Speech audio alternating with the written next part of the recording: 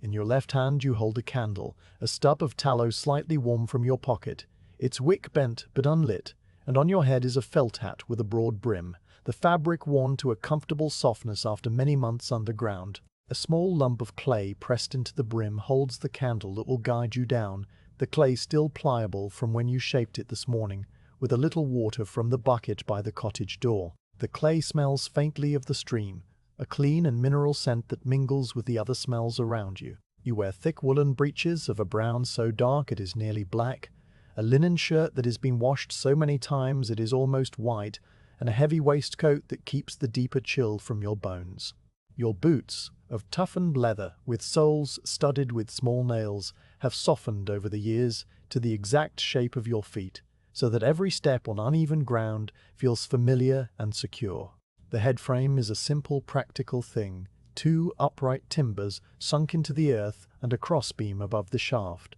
with a rope coiled neatly on the windlass drum and a bucket hanging just below it, empty and waiting. The wood, probably oak, has grayed with weather, the surface cracked in long vertical lines that tell of rain and sun in equal measure, and when you touch it with your free hand, the grain feels rough and fibrous, a texture that catches slightly on the skin of your palm. Around the base of the headframe, loose stones and bits of broken rock are scattered, the waste from past diggings that no one has troubled to clear, and among them a few small pieces of galena catch what little light there is with a dull metallic glint. The lead ore that is the reason for everything here. You breathe in slowly, and the air carries a blend of wet heather from the hillside, the faint tang of crushed rock, and something else, a cooler, earthier presence that rises from the shaft itself like a slow exhalation from the ground. That deeper smell is the breath of the mine, a mixture of damp limestone, old clay, and the distinctive scent of lead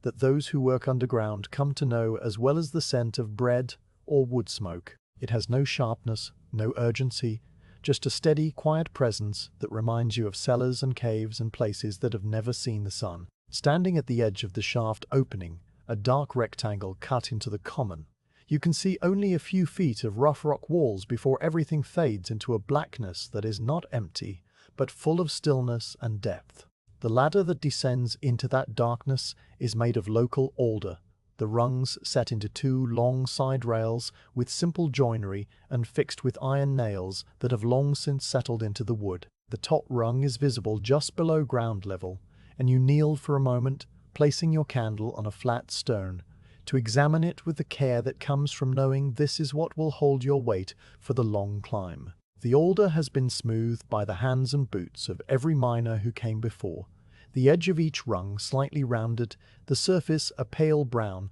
that has been darkened in the center by the passage of tallow and sweat, and the fine dust that clings to everything underground. When you run your fingers along the side rail, you feel the places where branches once grew, now only gentle undulations in the wood, and the occasional rough patch where a splinter was caught and worn away long ago. There is no hurry in your movements, no ticking clock or bell to mark the time, only the slow ritual of preparing to disappear into the earth. You take the candle stub and press it more firmly into the clay on your hat, twisting it slightly so that it will not fall. And then you reach into the pocket of your waistcoat for the flint and steel and the small piece of charred cloth you carry wrapped in a bit of leather. Striking the steel against the flint produces a small cascade of sparks, a tiny sound like the snapping of a dry twig, repeated once, twice, 3 times until one catches on the char cloth and a faint glow begins. You lift the smoldering cloth to the wick, blowing gently until the flame catches, a soft orange teardrop that sways in the motionless air and steadies into a quiet burn. The candlelight pushes against the grey of the morning, adding a warmth that the sky does not provide, and you can now see small details of the headframe more clearly, the way the rope is twisted, the grain of the wood, the fine hairs on the back of your own hand as you lower the flint and steel back into the pocket. Standing again, you look across the common that stretches away in all directions, the Mendip Hills rolling in low, grass-covered swells, with here and there a patch of exposed limestone pale against the brown and green. The landscape holds no grand features, no peaks or valleys that demand attention, just the long, patient shapes of ground that has been shaped by sheep and weather, and the slow work of miners over hundreds of years. The daylight is soft and diffuse, the kind of light that seems to come from everywhere and nowhere, and it falls evenly on the grass, on the furze bushes with their tiny yellow flowers, on the distant grey dots of a flock grazing near a dry stone wall. Nothing moves quickly, and you feel yourself part of that stillness, a figure in wool and leather whose only purpose is to descend and work and later return. You take a step closer to the shaft, feeling the change in temperature immediately, the way that cooler air from below pools around the opening and spills over the edge like invisible water. It cools your ankles first, then your shins, a gentle reminder of what awaits, and when you look down into the dark rectangle, the candlelight does not reach far enough to show the bottom, only the first few rungs and the rough vertical walls of the shaft, where the marks of picks are visible as shallow grooves. Some of the grooves are old and stained with dark streaks where water once ran, others are fresh, left by the last shift. The stone still a raw grey blue, limestone mostly, with bands of darker rock that might hold the lead vein, though here at the surface it is only the ordinary stone of the hills, unremarkable and patient. You place one hand on the headframe timber, feeling its solidity, and you think of the cottage you left before dawn, the door closing quietly so as not to wake anyone, the path across the common that you know so well you could walk it in total darkness. The path is not straight, but follows the contours of the land, avoiding wet patches and rocky outcrops, and along its edges grow thistles and nettles and the occasional clump of wild thyme that releases its scent when your boot brushes against it. You walked that path this morning with the same steady pace you use every day. The rhythm of your steps, a kind of meditation that asks nothing of the mind beyond the placing of one foot after another. And now that you have arrived, the same rhythm will continue down the ladder, just in a different direction. The candle flame bends slightly as you lean over the opening, a draft from the shaft pushing upward in a steady, invisible column, and you feel it on your face, a coolness that carries the same underground scent, but now more pronounced, more insistent. You can hear, if you are very still and hold your breath, the faintest sound from below, not a drip or a creak, but something more like a texture of silence, a quality of the dark that seems to have its own quiet hum, though you know it is only the blood moving in your ears or the mind filling the absence of sound with something it can grasp. The clothing you wear is all of a piece, each garment chosen for its durability and the way it adapts to the work. The woolen breeches are thick enough to keep out the damp, but not so heavy as to restrict movement, and they are held up by a simple leather belt with a brass buckle that has gone green in places from the moisture of the mine. The linen shirt, long-sleeved, is loose at the wrists and open at the neck, where a thin cord ties it closed without fuss. The waistcoat, buttoned with rough wooden toggles, has deep pockets for the small tools of the trade, the flint and steel, a spare candle wrapped in a scrap of oiled cloth, a small knife with a handle of bone worn smooth, a lump of hard cheese and a piece of oatcake for the shift. In a leather bottle, slung across your body, is water, taken from the spring near the cottage and still cool from the earth it came from, though that coolness will soon match the temperature of the underground and become indistinguishable from it. The hat on your head, beyond holding the candle, serves to keep small pieces of rock and dust from your hair when you are working at the face, and its brim, slightly wider than a normal hat, catches the drips of water that fall from the shaft ceiling in those places where the limestone is fractured. You have had this hat for perhaps 3 years, and it has conformed to the shape of your head so perfectly that it feels like no more than an extension of yourself. The felt worn thin at the crown,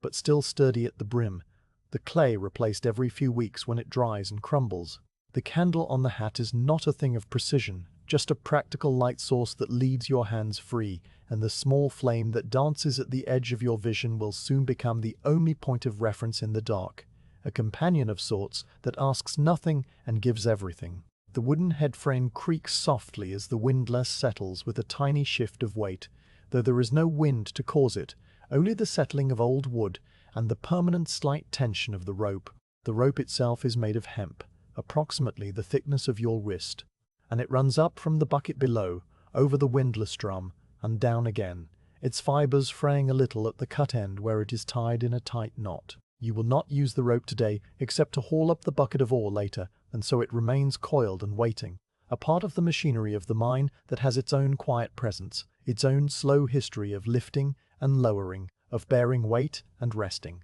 You look once more at the sky, which has not changed. The same uniform grey pressing down on the hills, with a softness that erases shadows and makes the whole world feel gentle and enclosed. A few more birds have begun to stir, their calls distant and sparse, and somewhere far off. A sheep bleats, a sound that carries across the grass like a stone skipped over water, touching the air briefly and then gone. Everything you see and hear will disappear the moment you step onto the ladder, replaced by the textures of rock and wood and the close darkness of the shaft. And you take a moment to hold it all in your mind, not as a memory to cling to, but as a simple recognition that one world is about to exchange itself for another. The first touch of the ladder feels rough and cool when you finally place your hand on the top rung, the alder damp from the underground air that has risen overnight. The rung is solid, immovable under your grip, and you can feel the slight indentation where many thumbs have pressed over the years, a shallow hollow, polished by use. You test the weight with one foot, the boot sole finding the rung without difficulty, and then step back again onto the grass, not yet ready to begin the descent, but holding that threshold moment steady, like a door that stands open between two rooms. The ritual of entering the mine has its own pace, and that pace is unhurried, measured not by minutes, but by the body's own readiness. The way the heart slows as you stand at the edge, the way the breathing deepens without effort. You glance at the small pile of tools left by the previous shift. A pick with a handle worn dark at the grip, a wooden shovel, a leather bucket stained nearly black with use, and they lie together in the grass, ready to be carried down or used on the surface for the sorting of ore. They are just objects, but each one tells of the work through the marks on its surface, the chips in the iron, the split in the shovel handle that was mended with a strip of leather, the way the bucket has softened into a permanent sag on one side. The tools wait as you wait, belonging to the same slow rhythm of a day that will pass without any hurry, without any need for speed. You adjust the candle on your hat one more time, pinching the clay so that it grips the tallow a little more securely, and you roll your shoulders once, loosening the muscles for the long climb down. The day ahead is a simple repetition of actions you have done many times before, and in that repetition is a kind of peace, a pattern that fills the hours with quiet purpose. The shaft, the ladder, the darkness, the vein of ore, the slow work with the pick,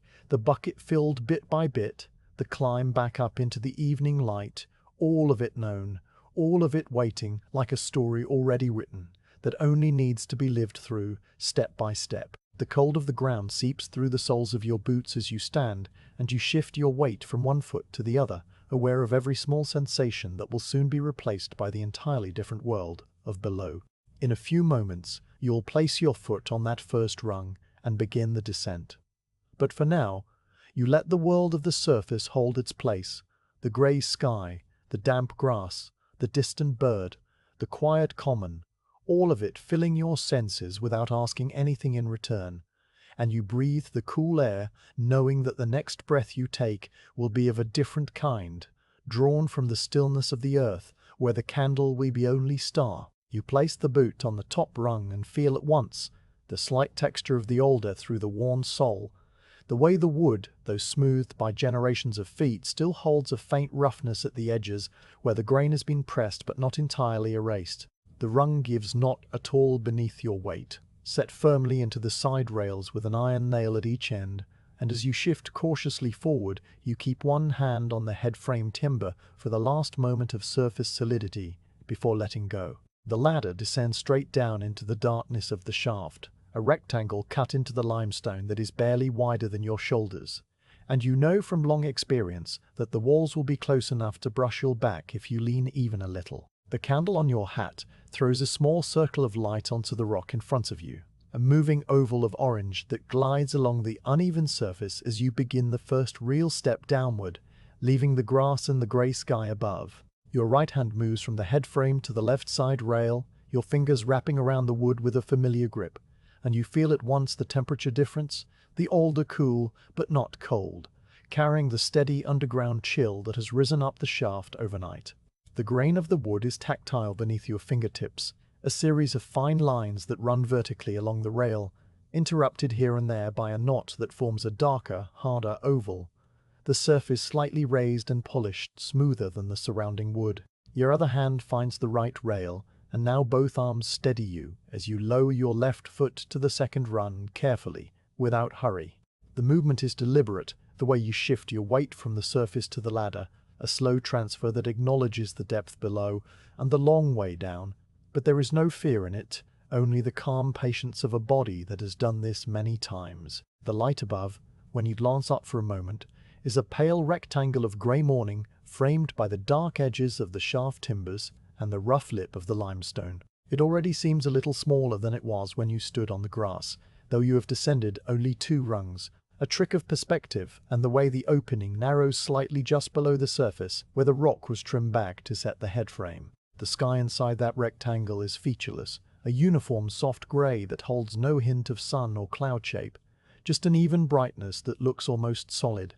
like a pale stone set into the dark. You watch it for a single breath, and then lower your head again, bringing the candlelight back to the closed walls, and continue down. Each rung you step onto presents the same sensation of the boot sole pressing the wood, a small compression of the fibers that you feel more in the ball of the foot than the heel, and a soft sound, a thud that is absorbed almost entirely by the closeness of the shaft, so that it does not echo, but rather seems to fade instantly into the rock on all sides. The sound is so muted that after a few steps it becomes less a noise than a part of the rhythm of your body, the way the heartbeat is a rhythm, something you are aware of only if you pause. You move down slowly, one step after another, your hands sliding along the side rails in short, incremental movements, never letting go with both hands at once. The rails are not perfectly smooth. Your palms detect the places where the alder has been shaped by a draw knife long ago, faint scallops that have been softened by wear,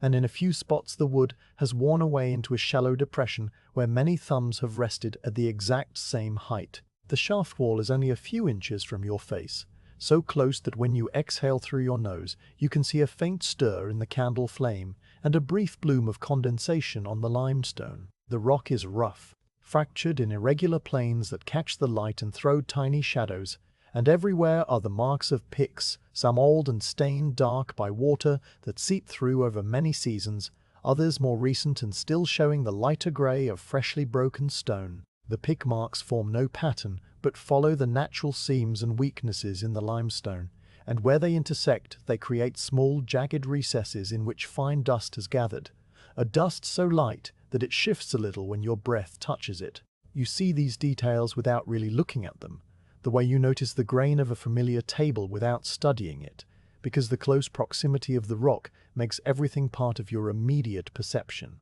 and there is no far distance for your eyes to search. The candle on your hat flickers gently, the flame elongating for a moment when you step down and then settling back into its steady teardrop shape as your movement smooths out. Because you descend so slowly, with a consistent, unhurried pace, the flame never gutters or bends wildly. It merely sways with a small, regular motion, like a pendulum that marks the rhythm of your steps. The tallow has begun to melt a little at the top,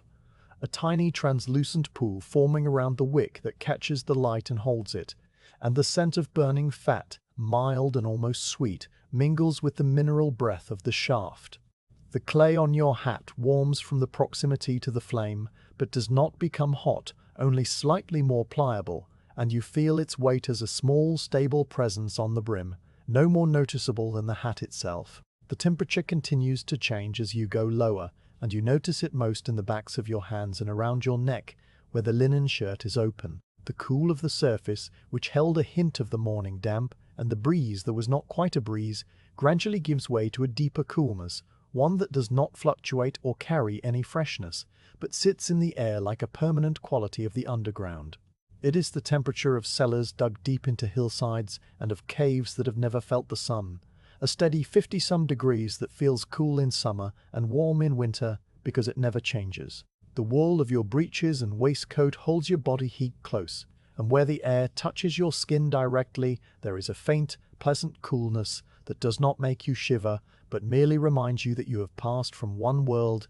into another. The descent continues with no marker of depth, no notch or ring to tell you how many feet you have covered. You gauge your progress only by the look of the rock around you, And by the way, the rectangle of sky, when you look up, has shrunk from a large pale shape to a clearly defined patch that now shows the dark line of the headframe crossbeam cutting across one corner. The sky itself is still an even milky grey, but it seems more distant now, less like a thing you could step back into, and more like a memory of brightness that belongs to a different realm altogether. The air rising from below is faintly moist now, carrying that cool mineral scent of damp limestone that will only grow stronger as you go deeper and you breathe it in without effort, your lungs adjusting to the still heavy atmosphere. Your hands moving down the rails encounter the first join where one length of alder meets the next, the end of one rail butted against, the beginning of another, and secured with a pair of iron nails hammered flush. The joint is smooth to the touch, the wood darkened slightly by the iron that has interacted with the moisture over the years, and there is a small gap, no thicker than a thumbnail, where the two pieces do not quite meet, the result of the wood drying and shrinking in the constant underground air. You can feel that gap as a thin line of cooler air that hits your palm for just an instant before your hand moves past it, a tiny reminder of the void beyond the ladder and the depth that falls away beneath you. The second rail join comes a few rungs later, and then the uniformity of the wood resumes, the grain flowing unbroken again, the occasional knot appearing like an eye in the pale brown surface. The sound of your boots on the rungs has become a steady, soft metronome, a repeated thud that never varies in volume or tone, muffled by the lack of any open space in which to resonate. The shaft is so narrow that the sound waves have nowhere to travel but into the rock, and the limestone absorbs them greedily, leaving only a faint impression in your ears that fades as soon as the step is complete. In the quiet between steps, the only other sound is the near silent hiss of the candle flame, and, if you hold your breath, the very distant drip of water that you heard from the surface, but that now seems a little nearer, a little more defined, though still impossibly far away and irregular in its intervals. The drip falls perhaps every 20 or 30 heartbeats, a single note in the darkness below that never forms a pattern, but always arrives just when you have forgotten it. Your head is inches from the side of the shaft, so close that if you turned your face to the right, your cheek would brush the cold limestone, and you keep your gaze mostly downward, watching the ladder appear rung by rung in the circle of candlelight. The light does not reach far ahead, maybe 3 or 4 rungs at most, and beyond that there is only a dense blackness that gives no hint of walls or bottom. The darkness is not empty to the eye, it is full of the suggestion of shapes, the mind trying to make sense of the absolute lack of light by inventing faint forms that dissolve when you look directly at them. You know there are no such forms, only the rock and the ladder and the shaft stretching down, but the illusion is a familiar one, part of the underground experience that long ago lost any power to unsettle. Now and then your foot encounters a rung that is slightly different from the others, a replacement perhaps, the wood a shade lighter and less worn, the edge of the rung a little more square where it has not been rounded by years of boots. You notice this without breaking stride, adjusting your step just enough to accommodate the slight change in profile, and then the next rung returns to the familiar, smoothed shape. The sequence of small variations, the joins, the knots, the subtle differences in wear, creates a kind of textural map that your hands and feet read together. A map that tells you where you are on the ladder, even without seeing the surface above or the bottom below. The candle flame draws a faint line of smoke upward, a tiny twisting thread of grey that rises straight until it meets the brim of your hat and then curls outward, dispersing into the dark air. You catch the scent of it, a dry, warm note that overlies the damp mineral smell, and it is a reminder of the surface, of the tallow candle you lit in the grey morning, of the small act of striking flint and steel that now seems far behind. The flame itself continues its small, regular dance, the blue root of the wick glowing steadily, and the heat from it, though slight, forms a pocket of warmth just above your forehead, a small comfort that you register without dwelling on. The limestone walls on either side have grown darker in colour as you descend. No longer the light grey of the surface rock, but a deeper shade that carries streaks of brown and ochre where iron minerals have leached through the stone over ages. In some places the rock is smooth and almost polished, as if water once flowed over it in great volume, while in others it is broken into sharp angular facets that capture the candlelight and send it back in tiny gleams. You see a narrow seam of white calcite running diagonally across the wall to your right, a vein of crystalline material that sparkles faintly when the light hits it, and then it is gone as you move down past it. Everything on the walls is like that, briefly illuminated, noted, and left behind. Your breathing has settled into a slow, steady pace that matches the rhythm of your steps, and your mind, with nothing to plan or solve, drifts into a quiet attentiveness that is not thinking but simply being present with the ladder, the rock, the flame, and the dark. In this state, the passage of time becomes loose and elastic, measured not in minutes but in the accumulation of small sensations. The cool rail under your sliding palm, the rung beneath your descending foot, the way the air thickens very slightly with each additional foot of depth, the way the rectangle of daylight above continues to shrink until it is no larger than a small window seen from the far end of a long room. When you next glance up, you can no longer see the head frame at all.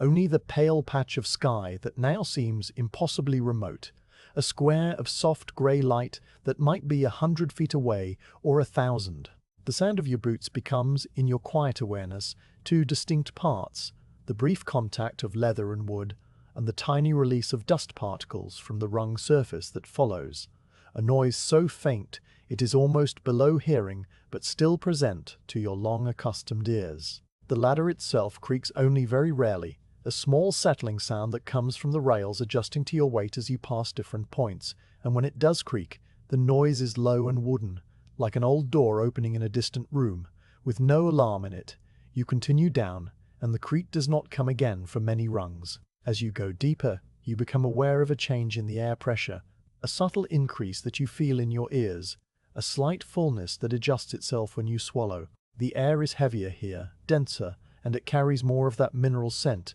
the lead note now beginning to make itself known beneath the limestone and the damp. It is not an unpleasant smell, just a distinct one, like wet stone and old metal, and the deep soil of a forest all combined into one quiet signature. The darkness beyond the candle's reach seems even more profound than it did at the top, a black so complete that it feels almost solid, pressing gently on your eyes, and you blink slowly, allowing your pupils to remain wide and unfocused into the void. The ladder continues, and you continue, and there is nothing else in the world but the slow descent and the small universe defined by the candle's glow. The rock walls pass by with their pick marks, their seams, their occasional pale fossils, tiny spirals of ancient shells caught in the limestone that were once living things in a warm sea, now turned to stone and buried deep in a hill. You see them without examining them, their faint shapes appearing and disappearing in the moving light, and they are just another part of the endless patient detail of the underground,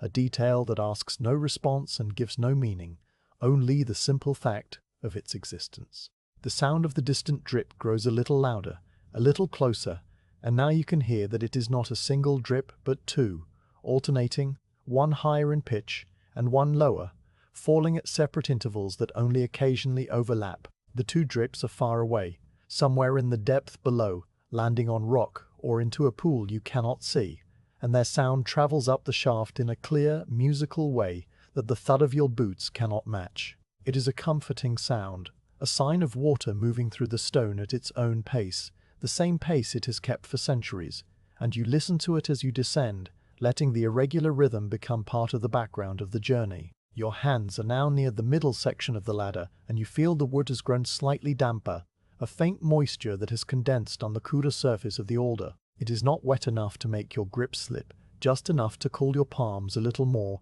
and to remind you of the thicker air. The tallow residue left by previous candles is here too, small patches of a greasy film that your fingertips encounter every few runs. And you can smell it when your hand passes close to your face, a faint, stale tallow scent that is slightly different from the fresh burn of your own candle. It is the trace of other shifts, other miners who climbed down before you, perhaps hours ago, perhaps years, the record of their passing written in a thin smear of fat on the wood. The rectangle of sky above is now no bigger than the palm of your hand at arm's length, and it has lost all detail, just a pale patch of greyness that seems to float in a sea of black. You look up at it for a long moment, watching it shiver slightly as your body moves, and then you lower your gaze back to the ladder and the rock, and the constant, methodical descent. The temperature around you is fully the underground temperature now, unchanging, and the air is still, so still that the candle flame stands almost perfectly upright except for the gentle sways caused by your movements. In that stillness, every small sound is clear: the soft thud of your boots, the faint creak of the wood, the two distant drips, and beneath it all, the deeper silence that holds everything together like a great, patient hand. You are still descending, and you will be for some time, the ladder leading you slowly through the dark, and there is nowhere else to be, and nothing else to do but place one foot after another and let the shaft enfold you in its eternal quiet night. By 40 feet down, the daylight recedes to a soft suggestion above, no longer able to illuminate any surface near you, and the candle flame becomes the only color in the world, a small orange teardrop with a blue root dancing just above the melting wax. The pale rectangle of sky that you could still see moments ago has now diminished to a faint shape barely held against the surrounding dark. Its grey luminosity so weak that you could cover it entirely with your thumb if you held your hand above your head. Even that faintness seems to float disconnected from you, a pale ghost that belongs more to memory than to present seeing, and when you look away from it to the shaft walls, the absolute dark closes in without any sense of transition. You are now fully inside the underground, and the only world that exists is the circle of candlelight and the cool surfaces within its reach. The flame on your hat burns steadily, its tallow fuel melting into a tiny translucent pool that quivers with each step downward, and the wick, a simple twist of cotton, curls slightly at its tip where the fire consumes it into a fine red glow before it turns to ash. The small smoke that rises is a grey thread, so faint you only notice it when the light catches it against a section of darker rock, and then it vanishes upward into the black space above your hat brim. The scent of burning fat, warm and slightly sweet, is now the dominant smell in the air, overlaying the mineral coolness that has been present since the first rung,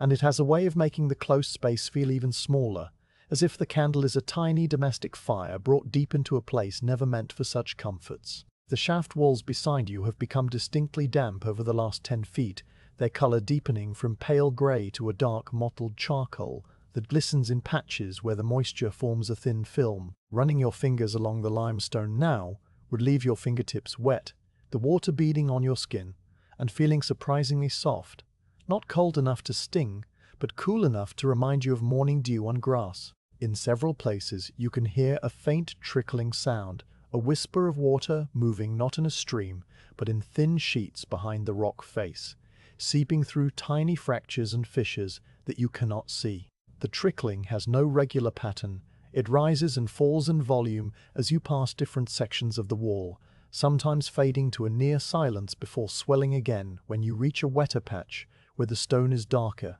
and the air carries an even fresher mineral scent. The wooden ladder continues its patient ascent with the same spacing of rungs, and at regular intervals you now encounter the joins where one length of older rail meets the next. At each join your hands shift slightly to accommodate the new piece, the right rail ending in a smooth butt joint secured with 2 iron nails, the next rail beginning immediately after with the same careful carpentry. The transition is never jarring. Your fingers detect the slight seam, the tiny cooling of the iron nail heads against your palm,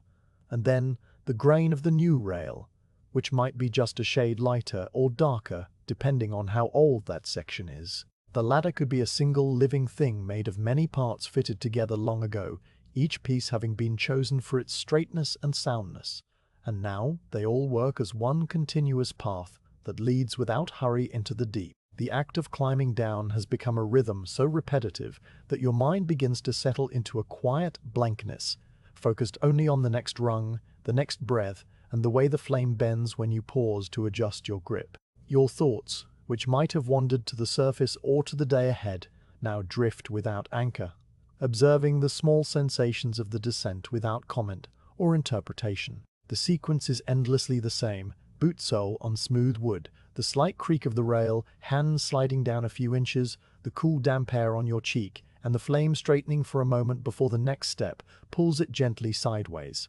Time loses its edges in this repetition, and you might be climbing for 10 minutes or an hour, the only measure being the gradual diminishing of the daylight above and the slow consumption of the tallow stub. The candle flame, that small companion, bends slightly every time you move, and in the moments when you pause to shift your weight or to wipe a drip of wax from your brow, it settles into a perfect teardrop shape that casts a tiny, steady glow on the rock in front of you. You use a small piece of cloth from your waistcoat pocket to clean the wax, pressing it into the clay on your hat to steady the candle, and the clay is soft and cool from the underground temperature, yielding just enough to hold the stub securely. The wax itself is warm and slightly sticky on your fingers, and after you have pressed it, you rub your fingertips together and smell the faint tallow scent that remains, a mark of the candle's progress. Then you continue downward, and the rhythm resumes without any noticeable break. The texture of the rock wall where your shoulder occasionally brushes it is cold and granular, sometimes smooth as if polished by centuries of percolating water, and in other places it is rough like the surface of a broken millstone, with sharp, tiny crystals that catch the light in a momentary sparkle. When you lean slightly to avoid a protruding knob of stone, your shoulder meets a section that has been worn glassy by a slow trickle of mineral-rich water, and the sensation is almost slippery, a cool smoothness that feels out of place in the otherwise jagged limestone. A few inches further down, the wall returns to its natural roughness, dotted with small pits and crevices where the pick marks are older and darker, stained by the same water that has been working its way through the stone for ages. The trickling sounds grow more distinct as you pass a certain section, and you realize that a small seep has found its way into a crack just behind the ladder, the water emerging from a hair-lined fissure and running down the wall in a narrow, glistening track that your candlelight catches as a thin line of silver. The water does not drip loudly, but flows with a gentle, continuous sound like a very distant stream,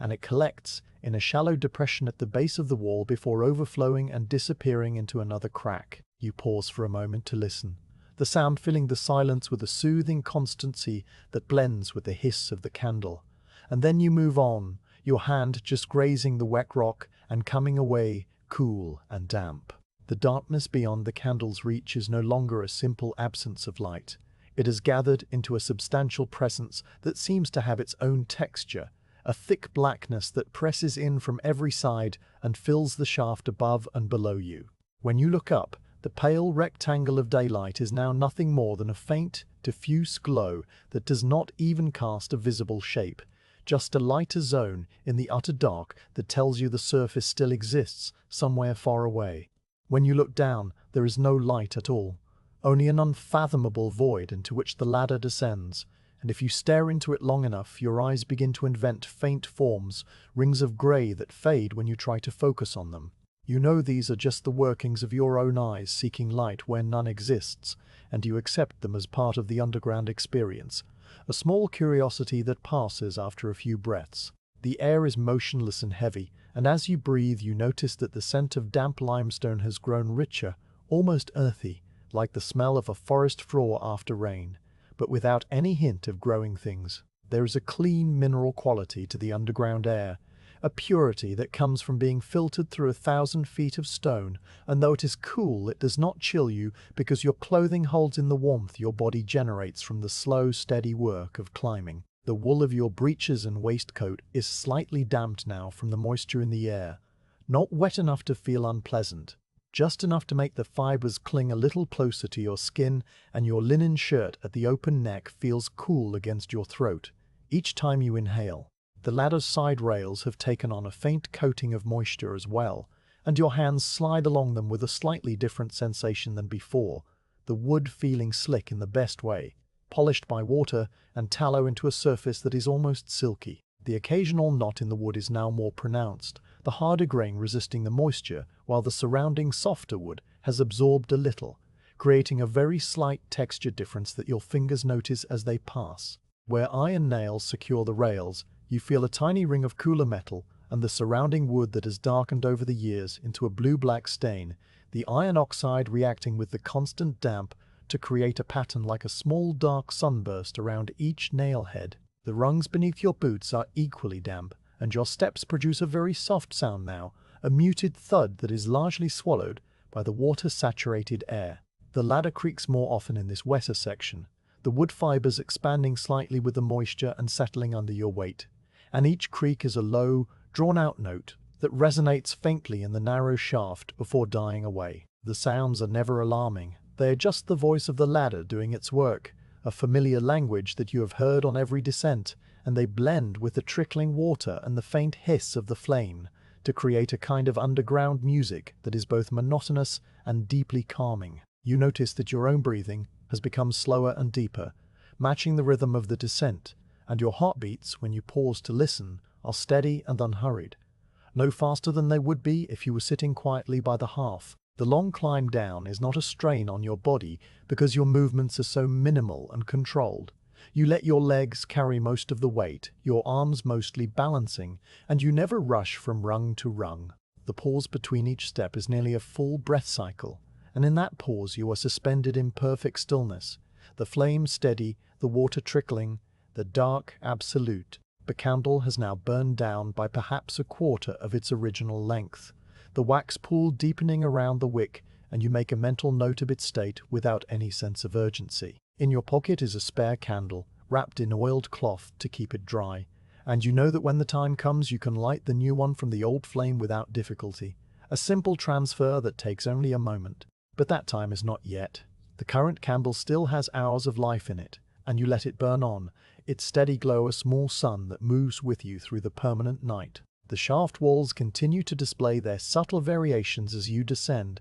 and you pass a notable band of rock that is a rusty ochre color, stained by iron deposits that have oxidized over eons, the stone here more crumbly than the limestone around it. Small flakes of the ochre have fallen onto the ladder over the years, leaving a fine reddish dust on the rungs that your boots disturb only slightly because you step so gently. The dust smells faintly metallic, a sharp tang that cuts through the damp for a moment before the clean mineral scent reasserts itself, and you think briefly of the lead ore that waits below, its similar metallic note but heavier, more pronounced. At one point, you pause entirely, stopping on a rung with both feet planted and your hands loosely holding the rails, just to experience the full depth of the silence. When you are still, the only sounds are the two distant drips, the trickling water and the candle flame's tiny hiss, and beneath all of that, an even deeper silence that seems to radiate from the stone itself. You close your eyes for a moment, and the darkness behind your eyelids is exactly the same as the darkness with them open.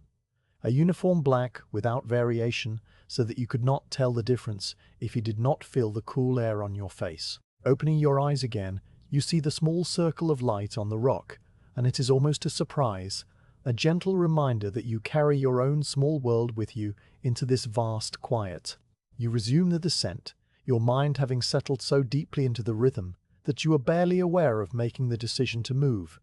Your body simply continues, boot finding rung, hand sliding, breath flowing, as if you were a part of the ladder itself. The familiar, repetitive motion becomes a kind of meditation, a waking sleep in which you are perfectly alert to every sensation yet detached from any need to analyze or remember. The shaft is simply where you are, and the descent is simply what you are doing, and there is no before or after,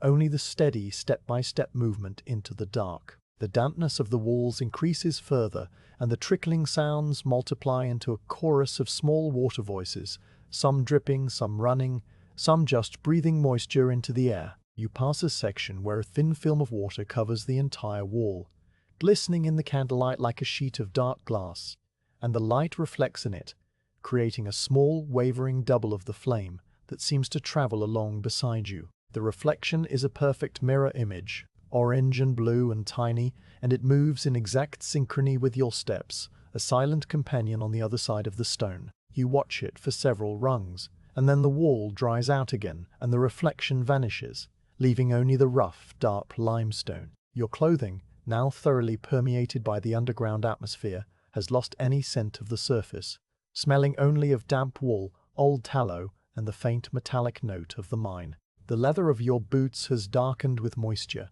and the wooden rungs leave no mark on the soles because the water acts as the lubricant, making each step even quieter. Your hair, beneath the felt hat, is slightly damp from the condensation in the air, and you can feel the coolness on your scalp when you tilt your head, a sensation that is not unpleasant, but rather grounding, keeping you present in your body. The passage of the ladder through this deeper zone seems endless, a series of identical rungs and identical sections of rock that blur together into a single experience of descent. Your hands register the joins, the knots, the damp patches, but your mind no longer makes a catalogue of them. They become like the breaths you take, noticed only when something changes. The change, when it comes, is a subtle widening of the shaft, the walls retreating slightly so that your candlelight no longer illuminates both sides at once, and you realize you have entered a part of the mine where the natural fissure was wider and required less excavation. The ladder continues straight down through this larger space,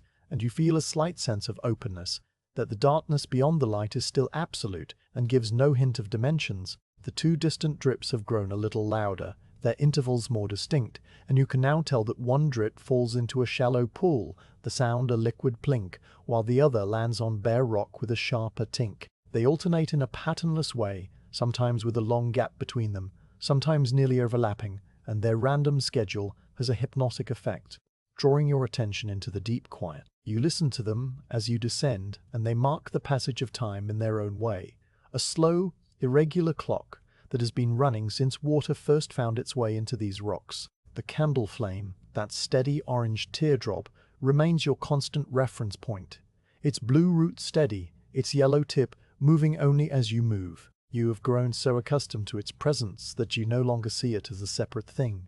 It is part of your own awareness, the way your hands are part of you, the way your breath is part of you. Without it, you would be in total darkness. But that thought does not trouble you because the flame is there, burning on with the same patience it has shown since you lit it on the surface in the grey morning. And so the darkness gathers, and the daylight is now a memory so faint you could almost believe you dreamed it. The underground world has fully received you into its quiet embrace, and the descent continues, slow and steady, with nothing to mark the passing of the deep time but the soft thud of your boots and the small flickering sun that rides on your hat. About halfway down there is a small natural ledge, a flake of rock no wider than a step, projecting from the shaft wall, where the limestone has split along a long horizontal seam and left a narrow shelf. The ladder passes so close to it that you could put out a hand and touch it without leaning, and as your foot finds the rung opposite the ledge, you pause, sensing the change in the wall's shape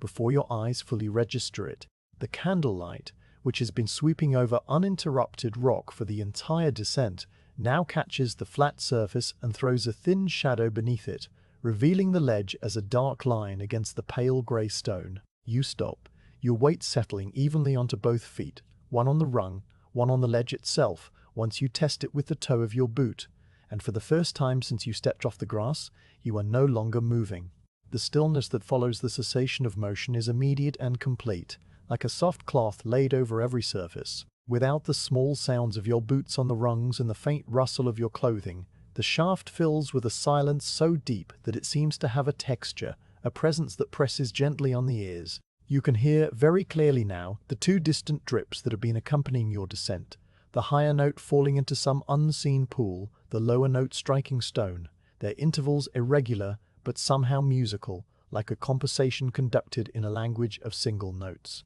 The drips are closer than they were near the surface, perhaps not far below, and the air moving past you carries a faint coolness from the water that made them. You press your back against the ladder, allowing your shoulders to rest against the side rails while your feet remain on the rung and the ledge, a posture that lets the ladder take much of your weight and frees your hands for a moment. The wood of the rails is cool through your waistcoat and shirt, and you feel the slight pressure of the rung against the backs of your thighs.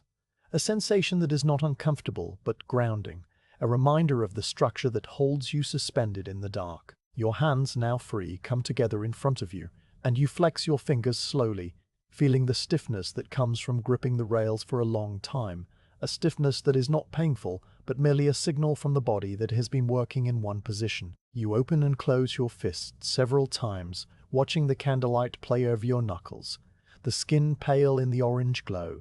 the small scars and calluses thrown into relief. The candle flame, now that you are still, stands upright and steady, no longer swaying with the motion of your descent. It burns with a quiet, focused intensity, the blue root deep in the wick, the orange body tapering to a point that quivers only faintly, and the tallow pool around the wick is perfectly round and calm, reflecting the flame upside down in miniature. You can smell the warm fat more clearly in the absence of movement. That mild, almost sweet scent that has become so familiar it barely registers as a separate thing, blending instead with the damp stone and the lead note that threads through everything. The smoke from the wick rises in a thin, straight column, disrupted only when you exhale, and then it wavers for a moment before resuming its vertical path toward your hat brim where it curls and fades. You use a small piece of cloth taken from the pocket of your waistcoat, a scrap of old linen that is soft and frayed at the edges,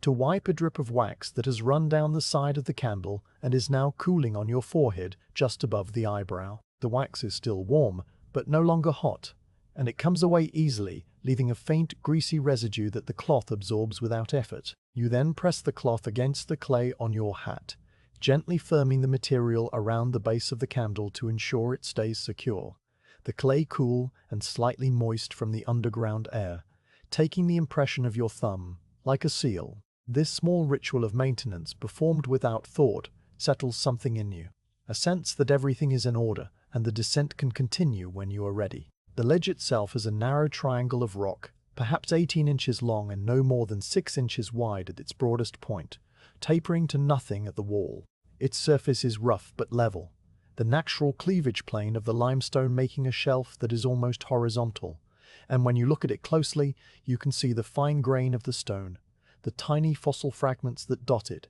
and the faint sparkle of minute calcite crystals that catch the candlelight. The edge is sharp where the rock fractured, but not dangerously so, and the underside is stained a rusty brown where water once seeped through and deposited a thin film of iron. There is a small scatter of rock dust on the ledge, deposited by the vibrations of the shaft over time, and you notice that a previous miner has left a mark there, a small cross scratched into the stone with the corner of a pick, a quiet sign of passage that has no meaning, you know, but that connects you to all the others who have paused at this same spot. You listen because there is nothing else to do while resting, and the silence of the shaft is not truly silent, but filled with very faint sounds that emerge only when you stop and attend to them. Beyond the two drips there is a very low, almost subaudible hum, something to do with the movement of air through the narrow passages of the mine, a breath-like sound that rises and falls so slowly you cannot be sure you are hearing it at all.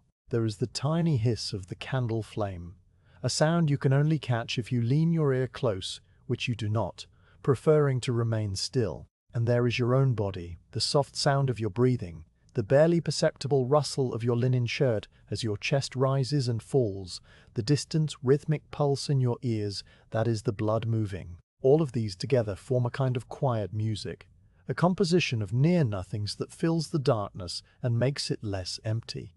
You let your gaze drift, not focusing on anything in particular, allowing the small circle of candlelight on the opposite wall to become a soft, abstract shape. The rock there is marked with vertical streaks of mineral stain, grey and brown and ochre, running downward like slow rain frozen in stone, and in the flicker of the flame they seem to move slightly, an illusion that you have seen many times before and that no longer tricks the mind but is just a pleasant shifting of colour and shadow. A small spiderweb, very old and abandoned, spans a tiny recess in the wall. Its strands so fine they are almost invisible, except where they catch the light at a certain angle and gleam for a moment before vanishing. Nothing else moves, and the stillness is so complete that it feels like the rock itself is holding its breath, waiting for you to continue. The temperature on the ledge is exactly the same as it has been for the last 50 rungs, that constant underground coolness that does not change with the seasons, and you feel it most where your skin touches the wood of the ladder and where the air circulates slowly around your neck and wrists. Your body has adjusted to it so that it is not cold in any unpleasant sense, but simply the background against which your own warmth is noticeable. The heat of your hands and your chest and your face, a small defiance against the unchanging stone. You know that if you stayed here for a very long time, hours perhaps, your body would slowly lose that warmth and begin to feel the deeper chill. But you will not stay that long,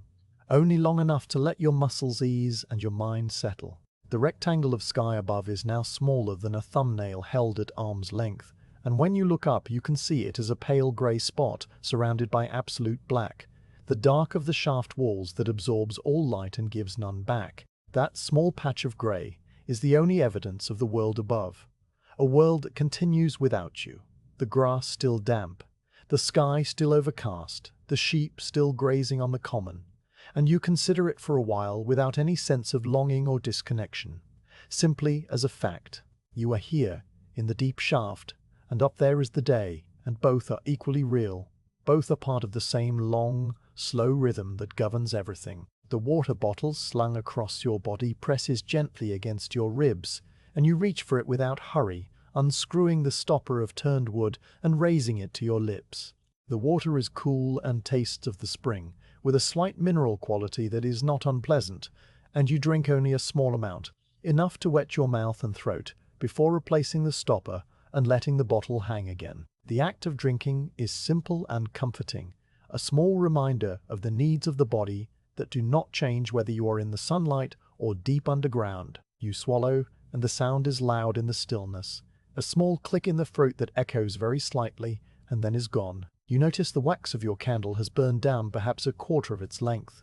a slow consumption that you mark without concern because you have the spare wrapped in oiled cloth in your pocket. The tallow has dripped a little onto the clay, forming a small white mound that will have to be scraped off later, but for now it is stable and the flame burns as brightly as before. You estimate the time not in minutes, but in the measure of the candle, a natural clock that needs no gears or springs, and you judge that you have been on the ladder for long enough to make the rest worthwhile. Your legs feel rested, the slight ache in your calves from the repeated stepping faded to a distant memory, and your hands are warmed from being clasped together. You turn slightly on the rung, shifting your weight so that you face the ladder squarely again, your back leaving the rails and your hands reaching out to take their positions once more. The moment of rest is over, but it leaves behind a sense of quiet readiness, a calm that has been deepened by the pause. The ledge will remain here, a small flat space in the vertical dark, waiting for the next miner who needs to stand and breathe and listen to the drips.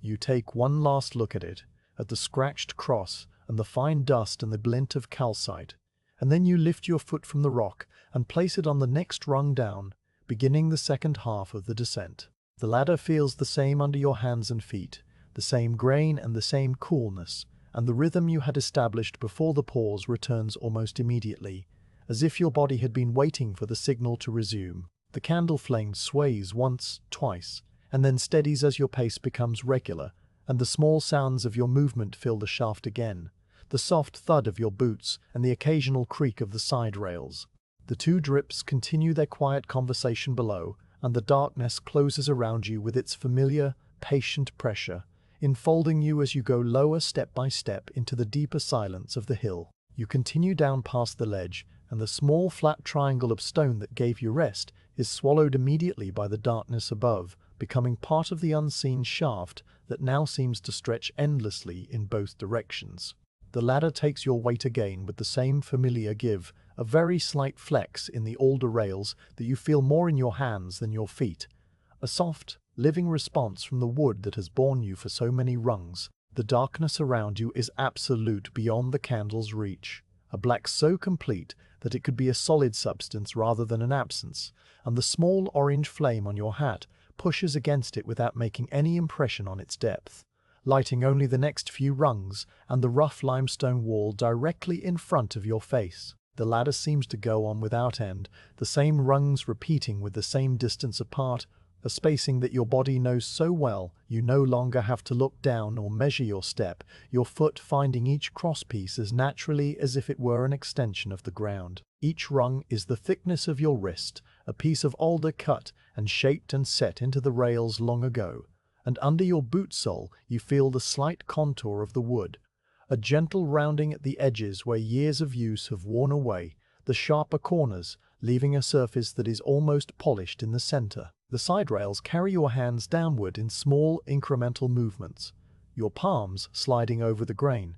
and you notice again the pattern of the wood, the fine lines that run parallel to the length, interrupted here and there by a darker knot or the cool spot of an iron nail head. Every detail is repeated with such consistency that the experience becomes a kind of trance, a steady progression of identical sensations layered one upon another, until they lose their distinctness and merge into a single continuous state of descending. The slight creak from the wood occurs at intervals you cannot predict, sometimes after 10 rungs, sometimes after 20, a low, soft sound like an old floorboard settling in a quiet house.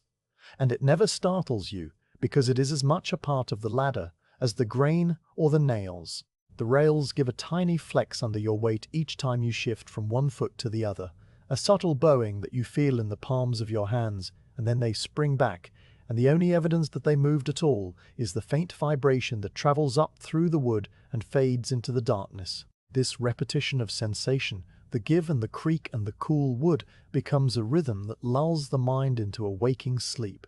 a state where you are perfectly aware yet completely detached, watching yourself climb down as if from a small distance. The air is heavier here than it was above the ledge, a weight that you notice in the way your lungs work, just a little more slowly. The breath drawn in and released with a slight extra effort that is not a strain but a mild awareness of density. It smells of damp limestone, that clean, cool mineral scent that has been present since the first rung, but now it carries other notes as well. A trace of old clay, dry and earthy like the floor of a long-sealed room, and a metallic trace of lead ore that hangs faintly in the unmoving atmosphere. The lead scent is subtle, a sourish, slightly sweet tang that you recognize from many shifts underground, the smell of the vein that lies somewhere below, waiting for the pick. These scents mingle together, the limestone, the clay, the lead, and become a complex presence in the air, a presence that you breathe in without thinking, your body long accustomed to the mixture. Every footstep you take is deliberate, each one placed with care so that no sudden sound disturbs the hush that fills the shaft like a soft, invisible filling. You test each rung with a slight pressure before committing your full weight, even though you know the ladder is solid and has held many men before you, because the habit of caution is second nature underground and requires no conscious thought. The soft thud of leather on wood is absorbed almost entirely by the close walls, leaving only a faint, muffled note that fades within a breath, and you move with such slow, even pacing that the candle flame barely wavers, its reflection a steady point of light on the damp rock beside you. The quiet is so deep that when you pause between steps, you can hear the tiny sounds that live inside the silence,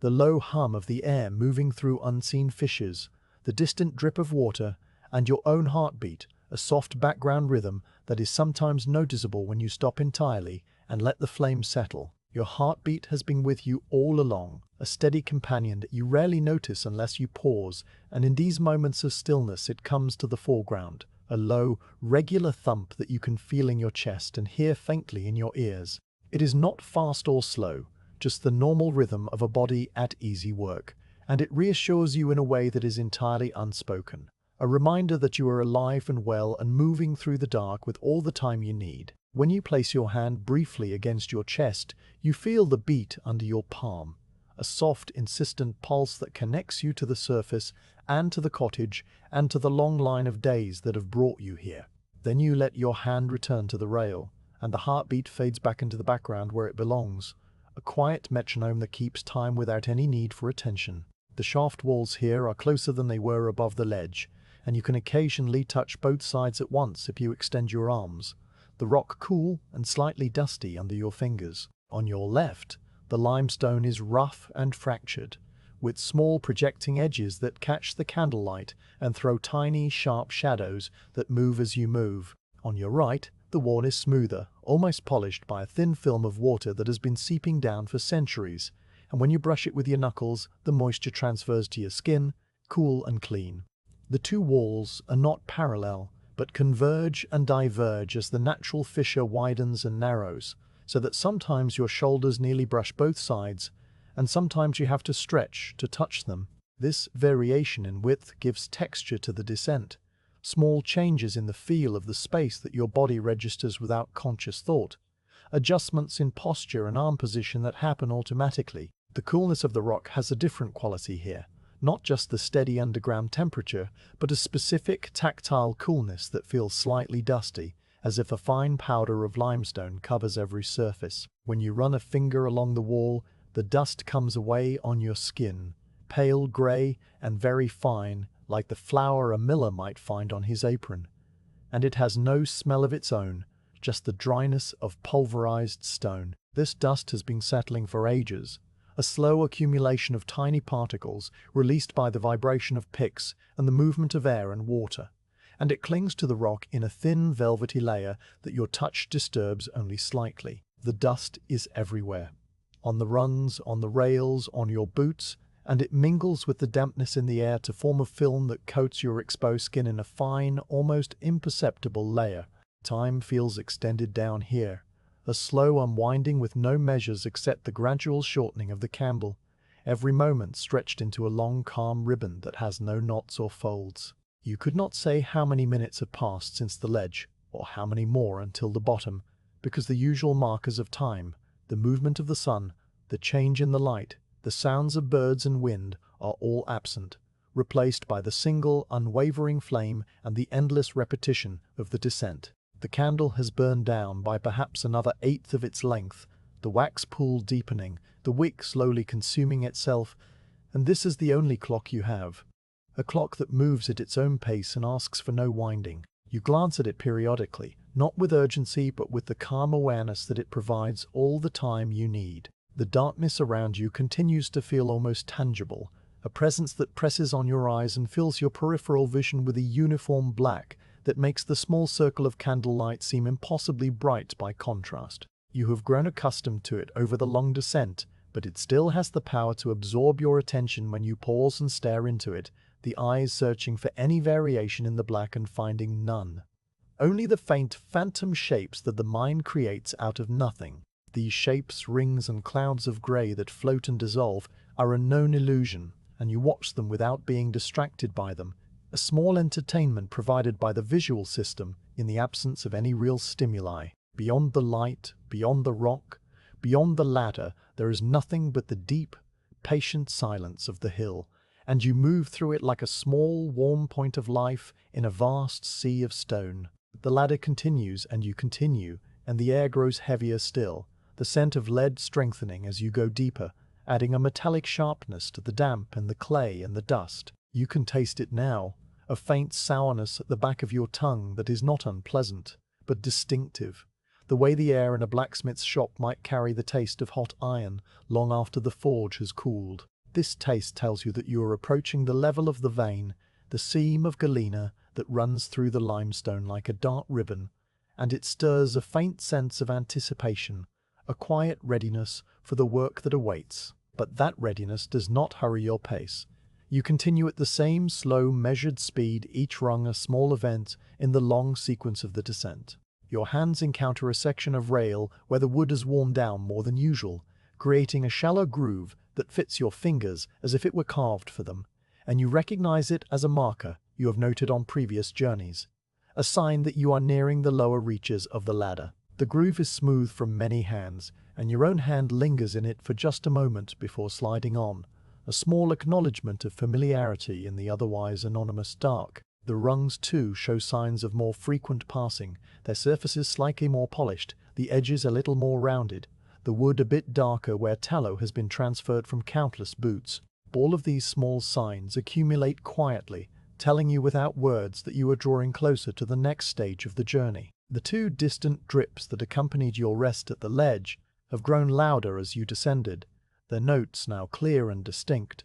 One a bright plink as it strikes a pool, the other a duller tock as it lands on stone. They fall with the same irregular rhythm, never forming a pattern you can predict, but their presence is a constant, a small soundscape that replaces the birdsong and wind of the surface, and you find it comforting in its monotony. In between the drips, the silence is complete, and your own movement through that silence feels like a gentle intrusion that the shaft tolerates without comment, the way a large house tolerates the footsteps of a single occupant. The walls, when you stretch out your arms again, are now close enough that you can place both palms flat against them without effort. The rock, cool and rough on the left, cool and smooth on the right, and you walk your hands downward as you descend, feeling the texture shift by inches. The closeness of the walls gives the shaft a protective quality, as if the stone is holding you in a narrow embrace that allows no harm, and you move through it with the ease of someone who has passed this way many times. The limestone here is marked with more frequent bands of darker rock, signs of the mineralization that increases as you approach the vein, and you can see small flecks of galena embedded in the stone, tiny metallic cubes that catch the candlelight in a dull grey glitter. These flecks are the promise of the ore body, and they multiply as you go lower, the walls becoming richer in lead with each foot of descent. Your clothing, now thoroughly soaked in the atmosphere of the deep shaft, has taken on a weight of its own. The walls slightly damp, the linen clinging to your shoulders, the leather of your boots dark with moisture, and this weight is not uncomfortable, but rather a second skin that keeps you connected to the environment. You are of the underground now, a creature of the dark and the cool and the quiet, and the surface seems a distant dream, a place of brightness that you will return to eventually, but that has no claim on you at this moment. The descent is your whole world, and within it there is no hurry, no threat, no change, only the slow, steady movement down through the layers of stone, the candle burning patiently, the darkness holding everything in its silent, gentle hand. At the deepest part of the ladder's descent, the character of the stone changes in a way that you notice first through your sense of smell before your eyes confirm it, the sour, earthy scent of lead growing from a faint trace into a distinct presence that fills the air with its quiet, metallic weight. The limestone that has surrounded you for the entire climb down has been gradually giving way to something darker and more complex, a rock that carries the burden of the ore within its fabric. And now you can smell it as clearly as you can smell the damp and the candle tallow, a scent that is both sharp and soft at once, like very old iron left in a moist place for a long time, combined with the clean, dry smell of crushed stone. The air is so still that the lead scent hangs in place around you without dispersing, a concentrated pocket of mineral breath that tells you the vein is very near, perhaps only a few more rungs below. The walls, when you reach out to touch them, are rough with the marks of older workings, little pockets and hollows where ore was picked out long ago by miners who climbed this same ladder in earlier years. These pockets are irregular in shape, following the natural contours of the galena seam, and their edges are sharp and fresh-looking, even though they were cut decades past, the stone having no exposure to weather that would soften them. The candlelight catches the inside of each hollow, illuminating the grey-blue glint of remaining lead sulfide that lines the cavities like a dark frost, tiny cubic crystals that shimmer with a dull metallic luster and then vanish as the light moves on. The workings are not large, just small extractions here and there, evidence of the patient, selective mining that takes only the richest pieces and leaves the rest for another shift, another day, another generation. The ladder here is set in a slightly wider fissure, a natural widening of the shaft where the limestone split apart along a different angle, creating a space that is perhaps 4 feet across, enough that you can no longer touch both walls at the same time, and the sudden relative openness feels strange after the close embrace of the upper shaft. The darkness in this wider space is even more profound because the candle light cannot find any surface beyond a few feet, its glow dissipating into the void without reaching a wall, so that you seem to be climbing down through an empty blackness with only the ladder and the narrow circle of light to define your position. The rails continue straight and true, anchored to the rock at intervals by iron brackets that you can feel when your hand passes over the cool metal, but beyond them, there is nothing visible, no floor, no ceiling, no walls, just the deep, silent volume of the fissure that the shaft has intersected. You run your fingers along the rock wall where it reappears on your left, the stone now darker than the limestone above, a deep grey streaked with bands of brown and ochre where iron minerals have stained the fracture surfaces over countless seasons. Some sections of this darker rock are crumbly and soft, the kind of stone that falls apart under a firm grip, leaving a gritty residue on your palm that you wipe absently on the side of your breeches,